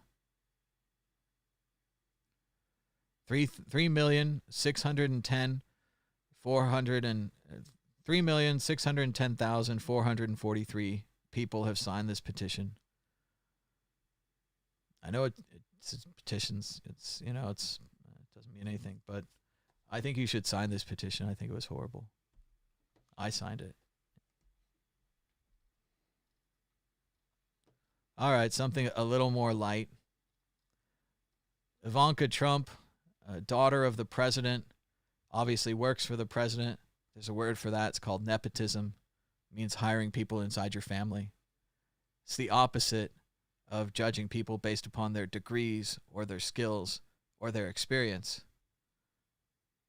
Because of that obvious incongruity, they've chosen Ivanka Trump to support a new program where they claim they're not going to be hiring based on degrees anymore. They're going to be hiring based on skills. Which sounds like we're just getting a bunch of uneducated people to work for the government. And she doesn't seem to notice that she got her job from nepotism. Fortunately, the Midas Touch people have put this video together so that you can understand really how absurd it is to have this beneficiary of nepotism representing a so-called skill-based hiring program. It's almost, if you wanted to parody this and you said, we're going to announce a new skill-based hiring program. We want to get the least skilled, least qualified, most nepotistic, most example of what's wrong with the system. We want to get that person to announce this new skill-based hiring program. I can't think of a better person than Ivanka Trump to announce this program. Here she is, thanks to Midas Touch. President Trump has always been a champion for the American worker. The ties are made in where? China?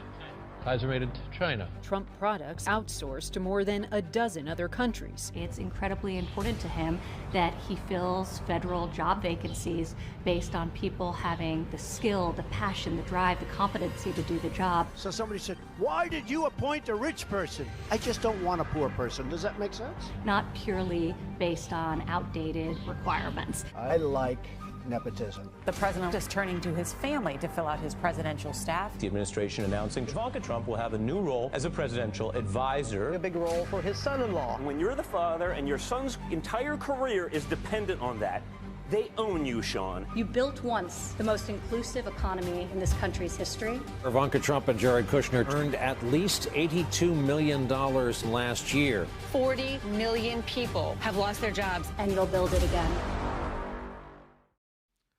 A powerful advertisement from Midas Touch. Meanwhile, in California, rising infections in younger people fuel California's new coronavirus spike.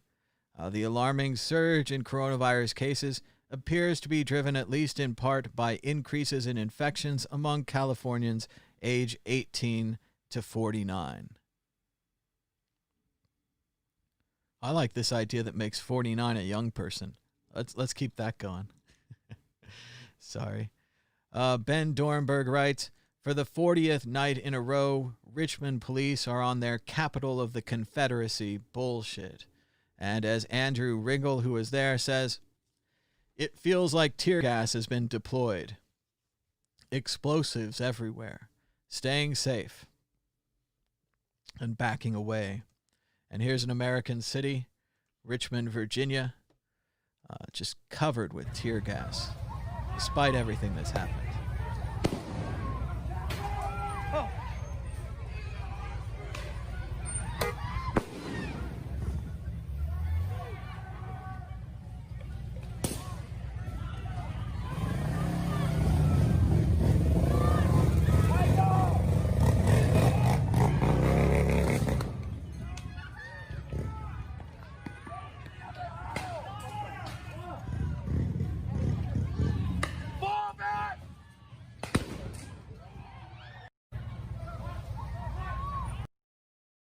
It looks like a war zone, and it looks like the end of the world from Richmond, Virginia. In case you're wondering, COVID will be a pre-existing condition in a post-ACA environment if the Supreme Court strikes it down. The long-term effects of the virus are unknown. The genocide will continue among a growing uninsured population. And it really does seem like they're trying to kill us all. It seems they don't care about America. Oh, we need something light and fun. More and more, I've gotten into these videos. This is Sarah Cooper. She's a comedian, and she does these lip-syncing videos where she acts out what Trump must be thinking. She has an incredible skill to get inside his mind by analyzing the insane words that he actually uses. Let's listen to Sarah Cooper playing Trump. What's at stake in this election as you compare and contrast, and what are your top priority items for a second term? Well, one of the things that will be really great, you know, the word experience is still good. I always say talent is more important than experience. I've always said that. But the word experience is a very important word. It's in a very important meaning. I never did this before. I never slept over in Washington. I was in Washington, I think, 17 times. All of a sudden, I'm president of the United States. You know the story. I'm riding down Pennsylvania Avenue with our first lady, and I say, this is great. But I didn't know very many people in Washington. It wasn't my thing. I was from Manhattan, from New York. Now I know everybody. And I have great people in the administration. You make some mistakes, like, you know, an idiot like Bolton, all he wanted to do is drop bombs on everybody. You don't have to drop bombs on everybody. You don't have to kill people. What's at stake in this election? It's a really powerful video because it really shows how he has no control over the things that he's saying. Any normal politician, when asked, what are your plans for a second term, would have at least 3 or 4 things. We're going to do this. We're going to do that. We're going to change this. We're going to change that. We thought about it a lot. We had a lot of meetings about it. And it's the reason that I'm sacrificing my life to do it. It's the reason that I'm putting all my time and money and energy into running so that we can have 4 more years so that we can do this and that and this. Trump doesn't have that.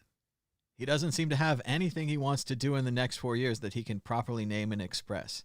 As she shows here on her fantastic and hilarious legal pad, at first it's experience. That's what he's saying. Then the word is very good.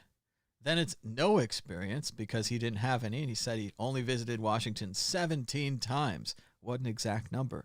17 times before he became president. Some kind of record. I knew a guy that only visited Washington 1 time and then he became president, but 17 times. Whoa. He talked about how he knows everybody and they're great people. And you don't have to say this. No one's asking about Bolton. The question is about the next 4 years. He goes into this side tangent because he can't say that his people are great people because he remembers recently that Bolton betrayed him. So he has to say that Bolton's an idiot. And you don't have to drop bombs on everyone. The question was about what are you going to do in the next 4 years? Why are you running for president? It's the softball of softball questions. It's one of the first things that you think about answering. He doesn't have an answer. Not at all. Here, Jeet here on Twitter writes, in the act of lip-syncing Trump, Sarah, CPR, has to untangle his thought processes and figure out why he jumps from one point to the other. Hence this good analysis. And Sarah is analyzing the things that Trump said as well here on a tweet. She says, so here's what I think happened. Someone told Trump to say people should vote for him because he has experience. But that didn't square with his idea of talent versus experience, so he goes on to show that he didn't have experience, but now he does. She still doesn't know why he visited D.C. 17 times. It's a very strange number. And to know it exactly at such a level, especially for a person like Trump, who presumably with his wealth has traveled around the world many times. I don't know. I've been to D.C., I want to say 2 or 3 times. I went to the monuments. I went to my beloved National Air and Space Museum, one of the greatest museums in the world. And I went to some other Smithsonian museums, and I went to the Capitol and the White House and all that kind of stuff. And it was amazing, and I had a great time visiting D.C. I also got to go to that Bitcoin convention there a few years ago, Bitcoin in the Beltway. That was a fun time. But yes, 17 times exactly. That's how many times he's been there. Geraldine at EverywhereIst on Twitter writes, the mask debate, like virtually every major conflict in American politics, can be boiled down to, I don't know how to convince you to care about other people. And that really is it. If you only care about yourself, I'm never going to be able to convince you to wear a mask. Because a mask doesn't protect you. The mask protects other people from your germs. I suppose, based upon my understanding of libertarianism, that you would have to respect the other person's rights as well. That you want them to respect your rights, and they want to respect you, and they want to respect themselves. So they would all wear masks to protect each other. But apparently it doesn't work that way. Apparently sometimes, based upon misinformation or bad science, you have the freedom to spread virus. You have this freedom to infect other people with the virus. Seems like to me that violates, what do they call it? The non-offensive thing, whatever the libertarians call it for the not hurting other people. They have a whole policy about it. They're like, no, you can't do that because that hurts other people. But yes, I think it violates that. I think they should wear masks. But again, if you order them to wear a mask, they can't wear it because they've been ordered to do it. No matter that the order is a good order trying to protect people, you don't even bother judging the quality of the order. You just say, because it's an order, I can't do it. And that's just a very limited way of thinking. That's just one of those, like I talk about, whenever I talk about religion, people get mad and upset because they have a big brick wall. And they're like, beyond here, there is no logic.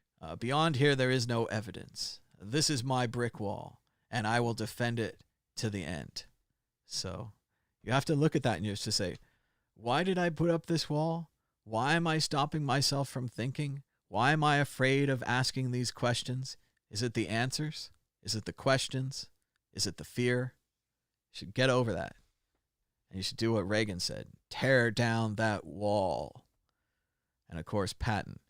Fixed fortifications, like walls, are a monument to the stupidity of man. So get those out of your head. Start thinking again. Start taking in new information. Jake Tapper, CNN, when he found out that a Russian spy unit secretly offered and paid bounties to militants in Afghanistan for killing American troops, that Trump has known about it for months and not authorized any response, took to Twitter and said, "Good Lord. Per this story, the President of the United States was briefed and the National Security Council discussed in March, per U.S. intel, a notorious violent Russian GRU unit offered bounties and paid bounties to Taliban-linked terrorists to kill coalition forces, including Americans, in Afghanistan. And the president did nothing. It's been 3 or 4 months now. He did nothing. Islamic militants or armed criminal elements closely associated with them are believed to have collected some bounty money. They collected the money, the officials said. 20 Americans were killed in combat in Afghanistan in 2019, but it was not clear which killings were under suspicion. But we're going to find out because they paid them. So we're going to know at least how many they paid for. Derek Johnson writes, "Science, it's like magic, but real. And where masks aren't required, cases have gone up. States that don't require masks, cases have risen 84%. States that mandate masks in public, cases have fallen 25%. Wear a fucking mask. What's wrong with you?" Another dubious accomplishment by the not racist president. He's the least racist person you'd ever meet. But somehow, Trump has just become the first president since Richard Nixon not to nominate a black judge to any federal court, even though he's appointed over 200 judges. Not a single black judge. It's not racist at all. And look, his toady, Mitch McConnell, standing right next to him. Mitch McConnell, who pushed all these judges through the Senate, but no bills. No bills have passed the Senate. More than 400 bills sit on his desk, including D.C. statehood, the HEROES Act with the second stimulus fund, restoring the Voting Rights Act, doing something about global warming. Remember that? Climate change, how it's going to kill us all. We can't walk and chew gum at the same time. Don't tell me about other problems. We can't solve long-term problems that move slowly. We just ignore them till they become short-term crises that we can do nothing about. 200 judges appointed. Not a single black judge. I'm sure it was an accident. I'm sure they did this by accident. They just couldn't think of any. Oh.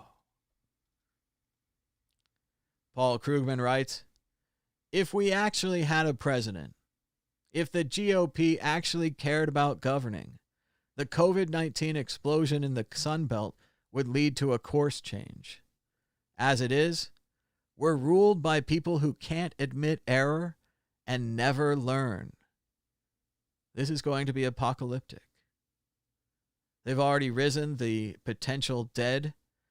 Previously, Trump had said 50,000. 50,000 was all. As you know, we're already over 120,000, something like 129,000. The new estimates say 200,000 is on the board. 200,000 dead for you not mask-wearing motherfuckers. 200,000 dead. It's not going to stop there. The Washington Post confirms the New York Times story. A Russian operation targeted coalition troops in Afghanistan, offering and paying bounties for killing Americans. And the president did nothing. We have sad news in Las Vegas from the reopening.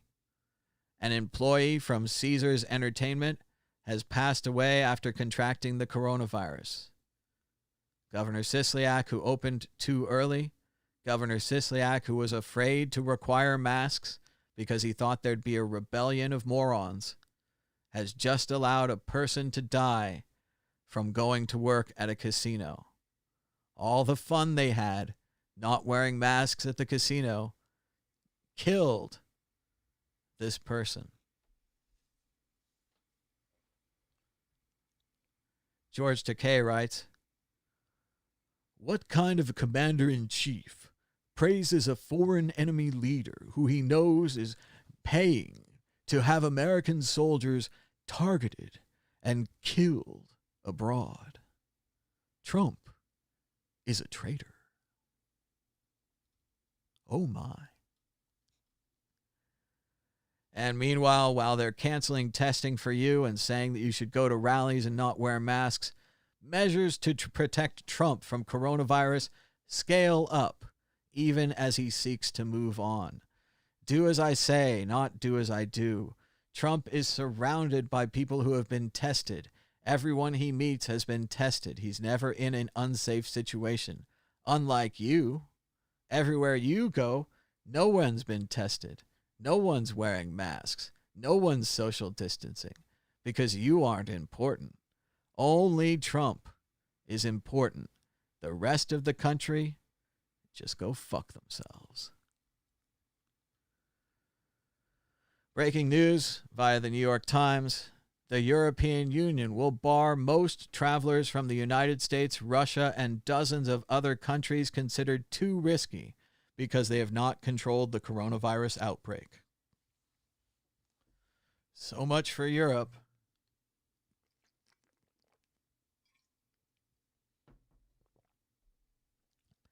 They said Canada is also not letting in people from the U.S., so it's getting tighter and tighter before we're trapped in a box of death, which a bunch of morons who won't wear masks because of political reasons that they made up. We talked about this shirt, but it's still a very cool shirt. You can order it at worldcryptonetwork.store. You help support the show. You get a shirt. I think it's fun. Check it out. Treasures don't float at worldcryptonetwork.store.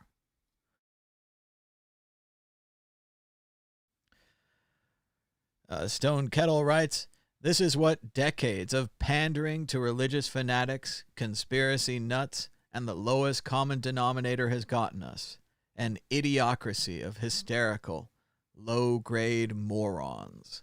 And let's listen to this Florida man describe why he's not going to wear a mask and how they are killing him by forcing him to wear a mask and prevent other people from getting the coronavirus.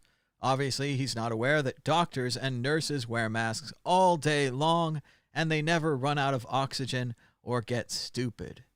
Maybe they're just not born that way. We are being lied to. Our freedoms are being taken forever, and I will not be muzzled like a mad dog. And I will not have my health destroyed because you idiots can't read truth. You go along with the lies that are the people who are trying to take down our freedoms and destroy our country. This is sick. You ought to be ashamed of yourself for being a part of this. And I will not be muzzled. And it's time for us to stand up for our freedoms. Because if we stand back and let these pieces of crap handle our freedoms, we will have nothing left. In fact, we'll end up being dead. Amen. We are being lied to. Complete nonsense from a moron. Why don't you go to the hospital and shake hands with some coronavirus patients? Be like Boris. Come on. Put your money where your big open mouth is. Go to the hospital and volunteer. Maybe you could be a janitor. You could help clean things up. Because obviously you aren't concerned about spreading the coronavirus. Wearing a piece of paper on your face has caused you to go all maniac. Like a mad dog. I like the way that he was referring to himself there. He's like, oh, we're going to be like muzzled like dogs. And he's in there barking with his anger. Because he has to wear a mask. Because he's part of a society. Because if you're sick, other people don't want to get sick from you. Imagine it reversed. If someone else was sick, would you want them to get you sick? That's all it is. You have to wear a mask. It's going to be for like a couple of months or something. Like if we kill this thing, if we work together, the more people wear them, the less time we'll have to wear them. So you're only making it hard on us and everyone else. You're keeping Jim Cramer from flying.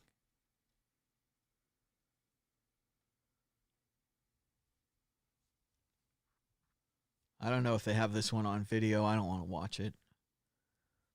Althea Bernstein suffered serious burns on her face and neck after 4 white men targeted her, called her the N-word, sprayed her with lighter fluid, and set fire to the 18-year-old. Police in Madison, Wisconsin are investigating it as a hate crime. She was driving her car. They pulled over next to her, called her the N-word, sprayed her with lighter fluid, and threw a lit lighter at her, lighting her on fire. This is a human being. So what if her skin color is different? Or her hair or whatever? It's bullshit. It shouldn't happen. It shouldn't happen in America. If you're a part of this and your friends are doing it, you should report them. And you should tell them to stop. And if they won't stop, you should stop them. She didn't do anything. She's just driving her car around. They called her the N-word, and they sprayed her with lighter fluid, and they lit her on fire. She's 18.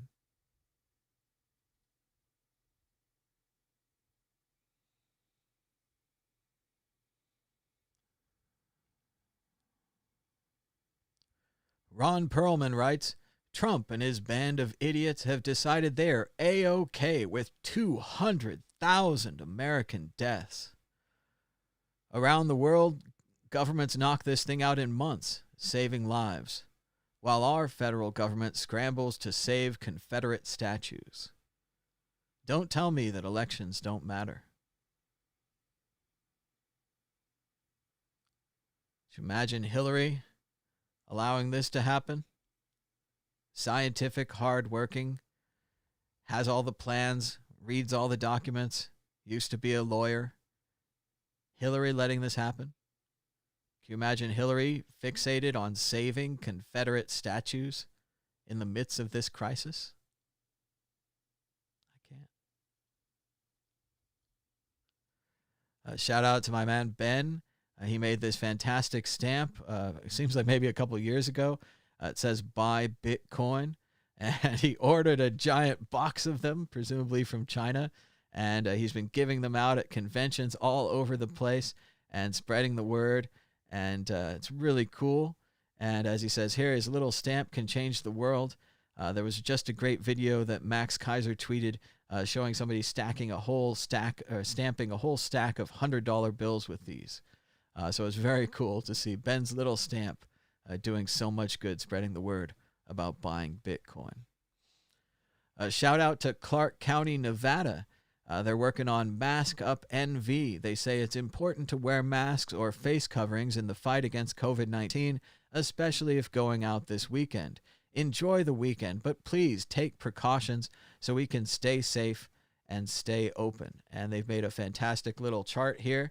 You can just look at it if you're not aware of how masks work. Wear a mask to protect yourself and others. If someone has COVID-19 and they're a carrier and you're not wearing a mask and they're not wearing a mask, the risk of spreading the virus is high. If the healthy person's wearing a mask and the carrier is not wearing a mask, the risk is moderately high. If the carrier, and often the carriers are asymptomatic, which is a big fancy word of jargon that means sick but not showing symptoms yet. If the person is sick but doesn't know it, and they happen to be wearing a mask because they're just being responsible, the risk of them spreading it to a healthy person is low. But the best is this one at the bottom. where the person who's spreading it wears a mask and the person who's healthy wears a mask.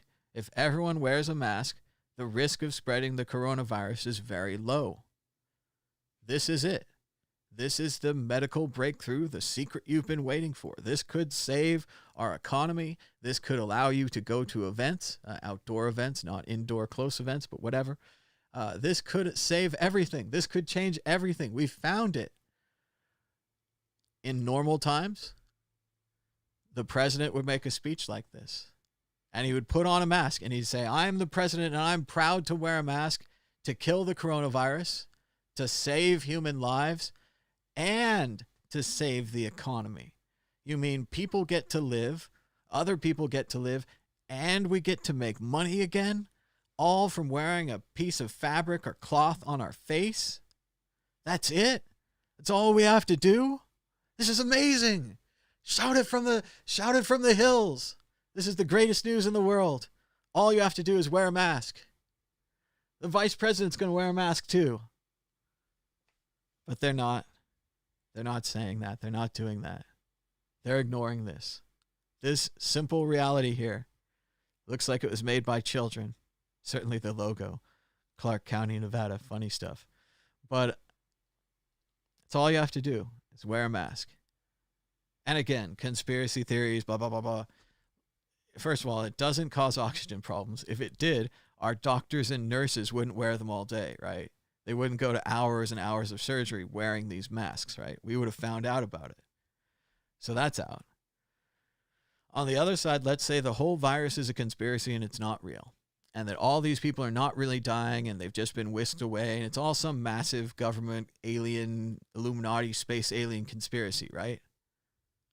What's so bad about wearing the mask then? It kills facial recognition, so you can walk around safer. People can't recognize you. Maybe you can use double coupons at the store. And when you're done, when you find out, when they say they publish the results and they're like, it was all a conspiracy, there is no virus, you take the mask off. It's not permanent. The mask that you're putting on comes off, right? So the worst case scenario is you wore a mask for a couple of months to try to keep people safe and you didn't have to. Is that really such a bad scenario?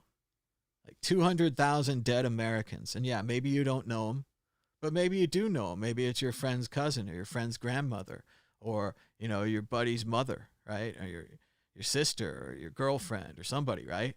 You're going to know somebody that has this. And you could keep them alive if you wear a piece of fabric on your face. And you don't want to do this. And you want them to die. It's insane. It's just insane. I don't know how much longer this can go on.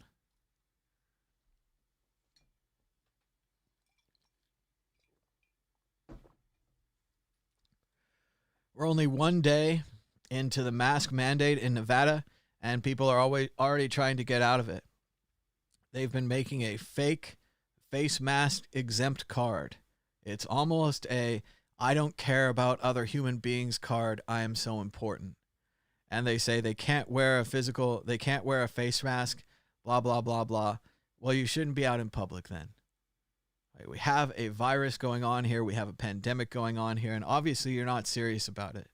You're not a serious person. You don't give a shit about other people. Why should we give a shit about you?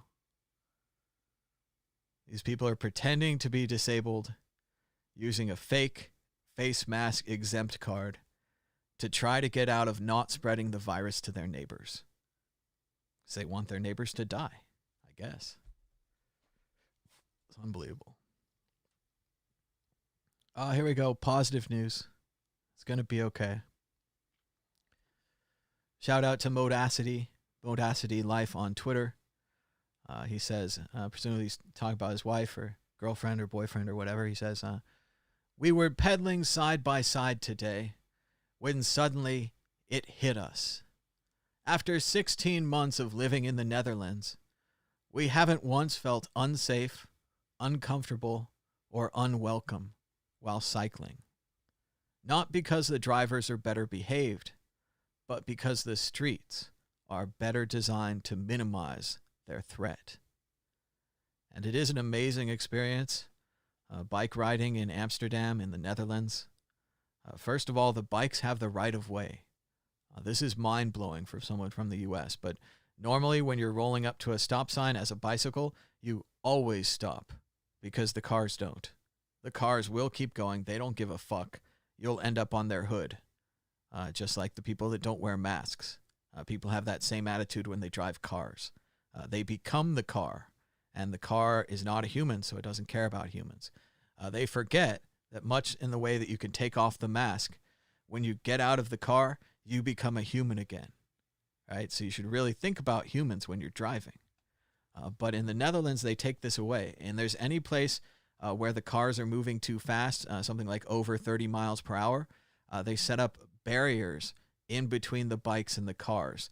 They have different levels for it. If the cars aren't very fast, they just have maybe planter boxes or stone pots, things like that to block barriers. If the traffic is very fast, they set up like an entire green belt, like a grass area in between the bicycles and the street. These changes that they made to their society in the 1970s have given them this freedom and this bicycle culture, which is truly amazing. Amsterdam used to have cars. They made a change. They made a decision. They said, we don't need cars in a lot of these areas. We need more bike rides. We need more streets designed for bike riding. We need more bike paths. And they redesigned their city and their country to encourage cycling. And this is before, global warming and climate change and these things were a real threat. It was back when we just thought that polluting was bad because you can see the black stuff come out of the cars and you can see the smog in Los Angeles and the children can't breathe. And it's also, if you think about it, riding a bike, having this exercise, it makes everyone more healthy in the Netherlands.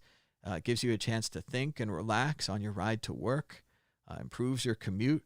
Bicycle traffic is, although it is a serious thing in Amsterdam, they have a ton of bikes. It's not quite like car traffic. Like you don't feel like you're stuck in it. It doesn't stop forever.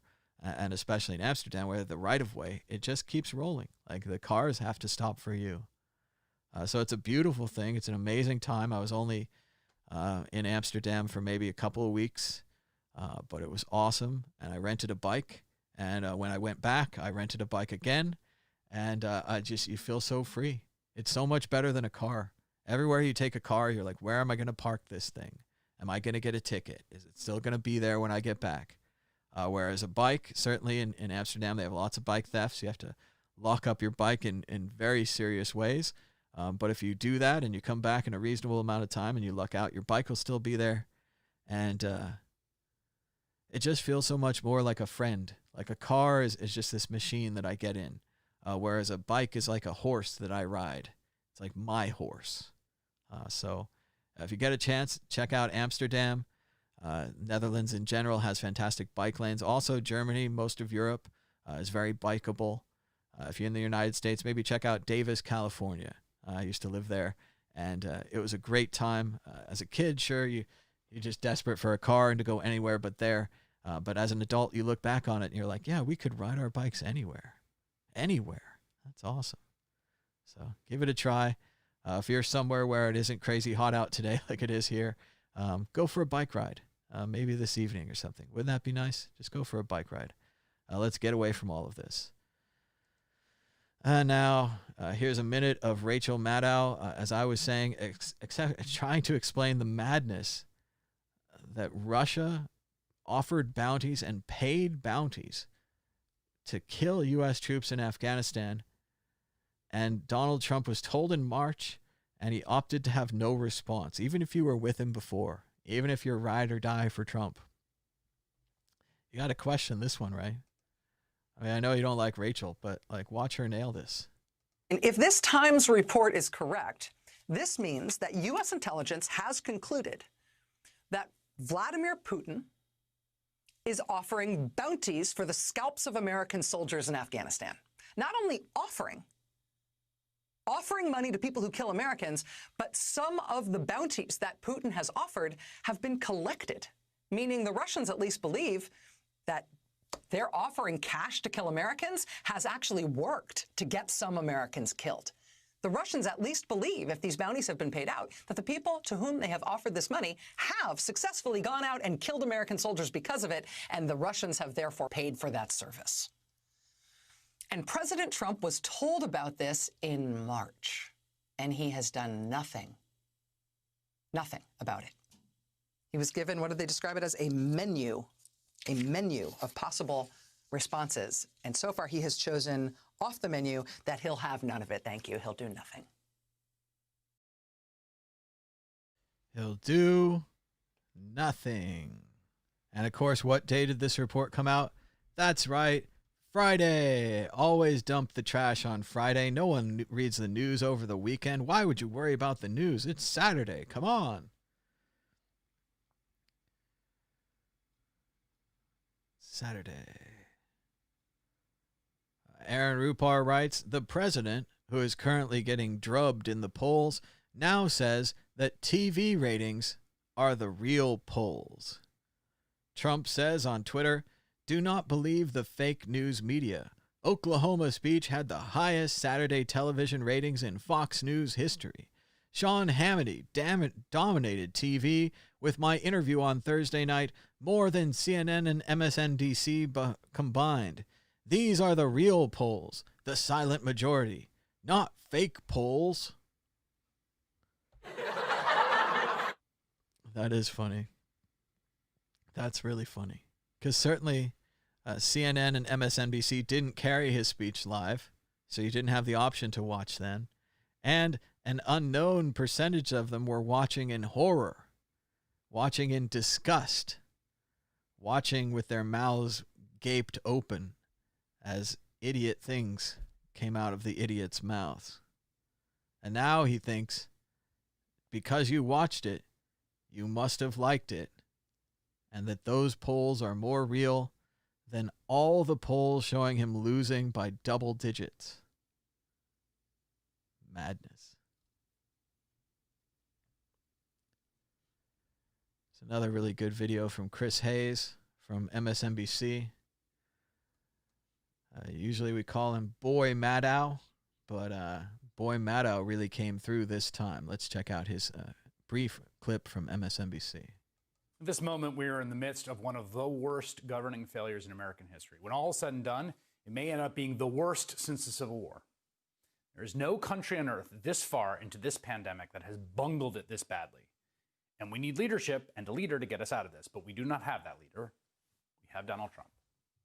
And from the very first day, this has been a terrible presidency. From the first moment, from the first speech, it has been terrible throughout, from his lawlessness and his incompetence, what he has done to immigrants and immigrant children, what happened with Hurricane Maria in Puerto Rico, which is a canary in a coal mine, for putting his personal interests ahead of the country's, which is what he was impeached for, the constant attacks on the rule of law, the disgusting, despicable bigotry, and on and on and on.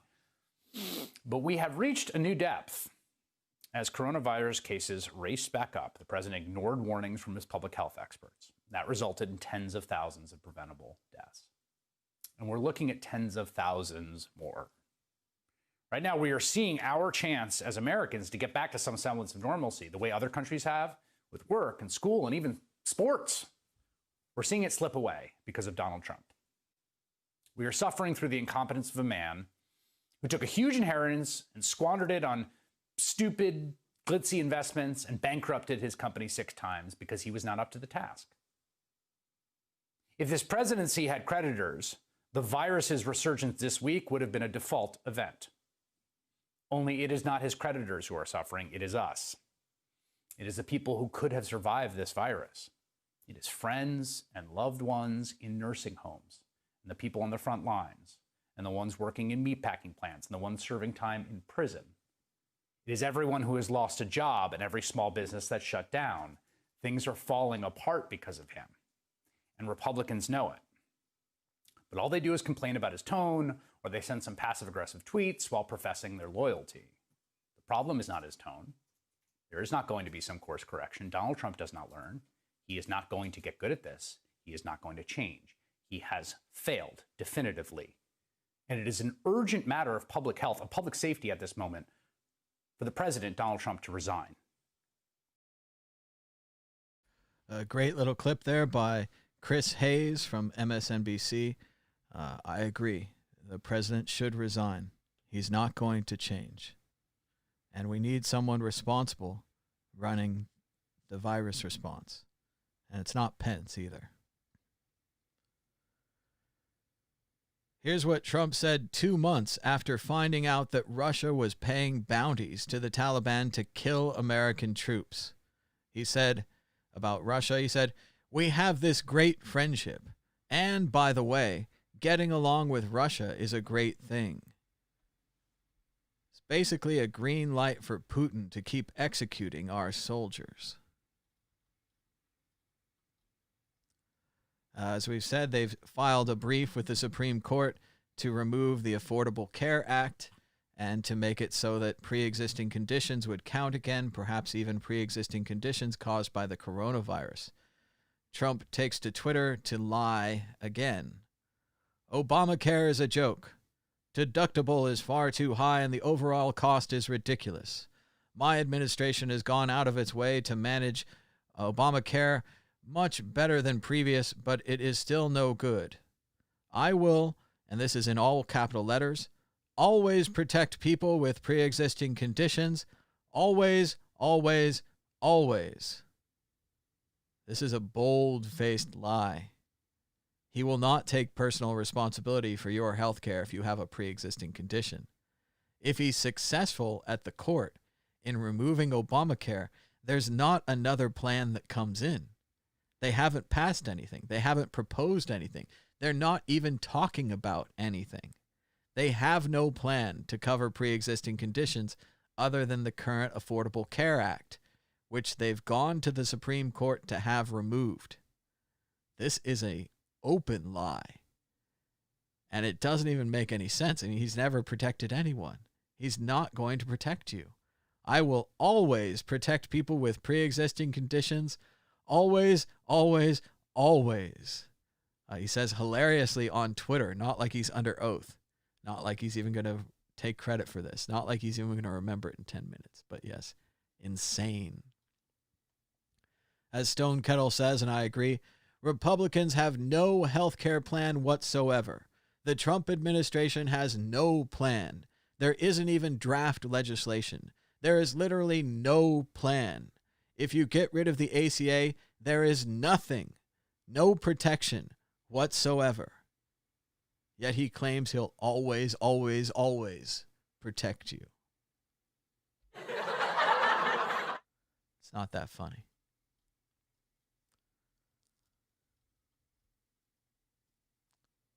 Does Facebook deserve the boycott? Let's look at the number 3 post on Facebook the other day. With almost 200,000 shares. It is a photo of the Vietnam War Memorial allegedly vandalized by BLM protesters. Except the photo is from 2016. The vandals weren't BLM affiliated, and it was debunked by a fact checker weeks ago. Yet this lie that Black Lives Matter protesters graffitied on the Vietnam War Memorial continues to spread on Facebook. That's the problem they have with you, Zuckerberg. You made an open platform. You copied the internet. Then you put advertising and started to profit. Now you're profiting from hate. You're profiting from lies. That's why they're taking your advertising money away from you. It's not because you're an open platform. It's that you're profiting from hate. One of the things you can do to track how bad the coronavirus is keep an eye on major movies. Disney spent a lot of money to make this remake of Mulan with live action. Looks fantastic. I'd like to see it. But as the pandemic in the United States gets worse, they continue to push back movie release dates. This is a major indicator. Disney's Mulan has been delayed again. How do you know things are coming back to normal? Movie theaters are open and movies are being released. It hasn't happened yet. Therefore, things have not gone back to normal. What went wrong? The simple answer is states started to relax the restrictions and reopen their economies. giving employees, employers, and their patrons a chance to go back out into the world and interact, fueling new cases. We all knew it was going to happen. We predicted it right here, day after day after day. Many people disagreed with us. The scientists didn't. The doctors didn't. They all knew what was going to happen. Shout out to Max Kaiser. This is actually a reasonable and great solution. Max says, imagine if Trump had branded masks as freedom face flags back when the deaths could have been prevented. As a master marketer, he clearly messed this up. I'm sure he could have gotten Nike or Coke to add a logo, and the whole thing would have been profitable. Hashtag freedom face flags. So please wear your freedom face flag today and protect your fellow American citizens by not spreading the coronavirus. Christopher Bouzet says, your not wearing a mask is interfering with my freedom to live. Wear a damn mask or stay your ass home. Trump said he was staying in D.C. to ensure law and order was enforced and to protect all of those important statues. So, of course, he just snuck out of D.C. to go to his Virginia golf hideout. That's right, the virus is raging, the protests are still in the street, and he's playing golf. Oh, and the Russians are paying to kill our troops, too. He's just playing golf, though. Breaking news. A woman walking a small white dog just gave Trump's motorcade the finger as he entered his golf course.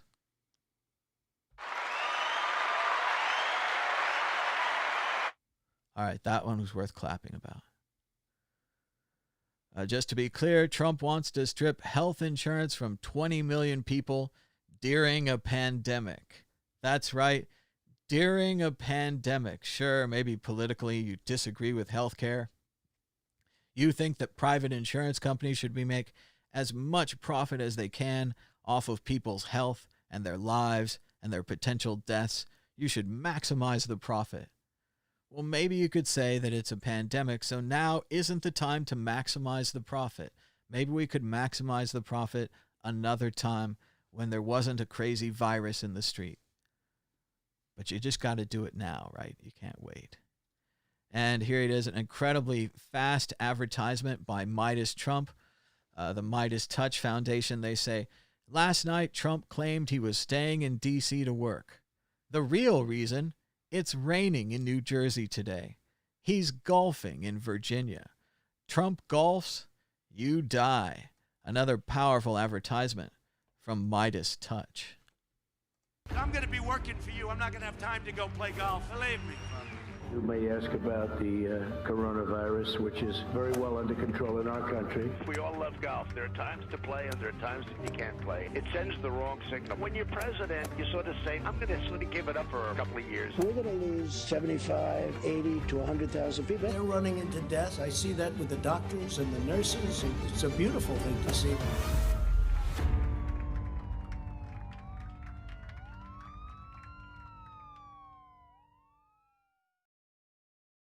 And it's funny how he knew that it was wrong to golf when Obama was golfing, but then when he became president, suddenly it's okay to golf all the time. Just another example is do as we say, don't do as we do. A great cartoon. Everyone will be covered by Trump. He's going to cover us all. That's right, with a sheet because we're dead. You'll be covered with a sheet because you're dead. Then you'll end up in a body bag. Thanks to Trump killing healthcare, helping spread the coronavirus, and even thinking it's A-OK for Russians to pay to kill American soldiers. Everyone will be covered by the cloud of death left behind by Trump.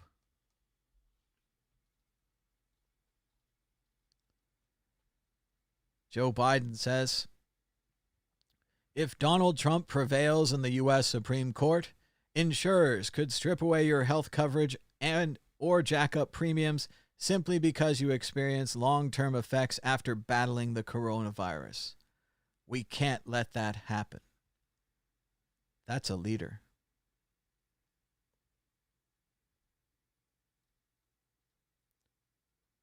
Jameson Lopp writes, remember when people used to say, Bitcoin isn't that scarce because anyone can fork it?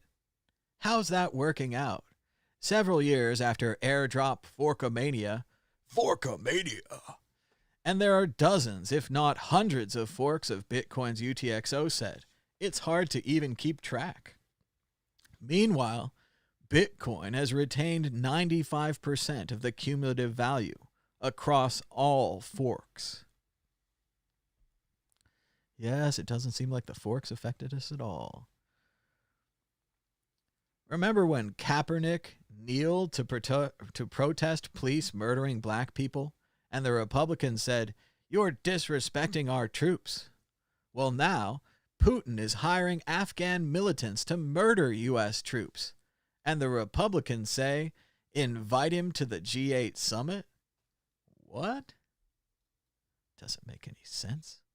Hey, we did it. We got through the news. We survived. It's a lot of news for a Saturday, but remember, Saturday is actually the biggest news day in the world because they dump all the trash on Friday. You ignore it because you're busy on the weekends doing other things like getting haircuts and going shopping. But the rest of us know that Friday and Saturday are the biggest news days of the week, and we certainly covered it all here. We talked about Russia's plan to kill Americans. We talked about Trump's plan to take health care away. And we talked about Trump and the vice president's plan to do nothing about the coronavirus, not even wearing a mask. It's been great stuff today. It's been fun hanging out with you guys. Sorry the news is so bad. I wish they would do better. The price of Bitcoin is down 1% in the last 24 hours, with a last of 9,089, a high of 9,219, and a low of 9,066. That's $1 for 11,002 Satoshis, heading the wrong direction. Volume was very low, but it is a Saturday, with 1,424 Bitcoins changing hands. The market continues to lean long, with 80% going that way, and Bitcoin dominance was at 65%. Thanks so much for supporting this show. If you don't have any money, you could give us a thumbs up and a share. You could subscribe down below, hit the bell for notifications, and just, keep sharing the show on Twitter and Facebook and any platform out there. Just help spread the show. If you want to spend a little bit of money, you could check out the World Crypto Network store. You could get the Trezors Don't Float t-shirt. It's only $20. You could get a mug for $12. Bitcoin Not Bombs t-shirt, $20.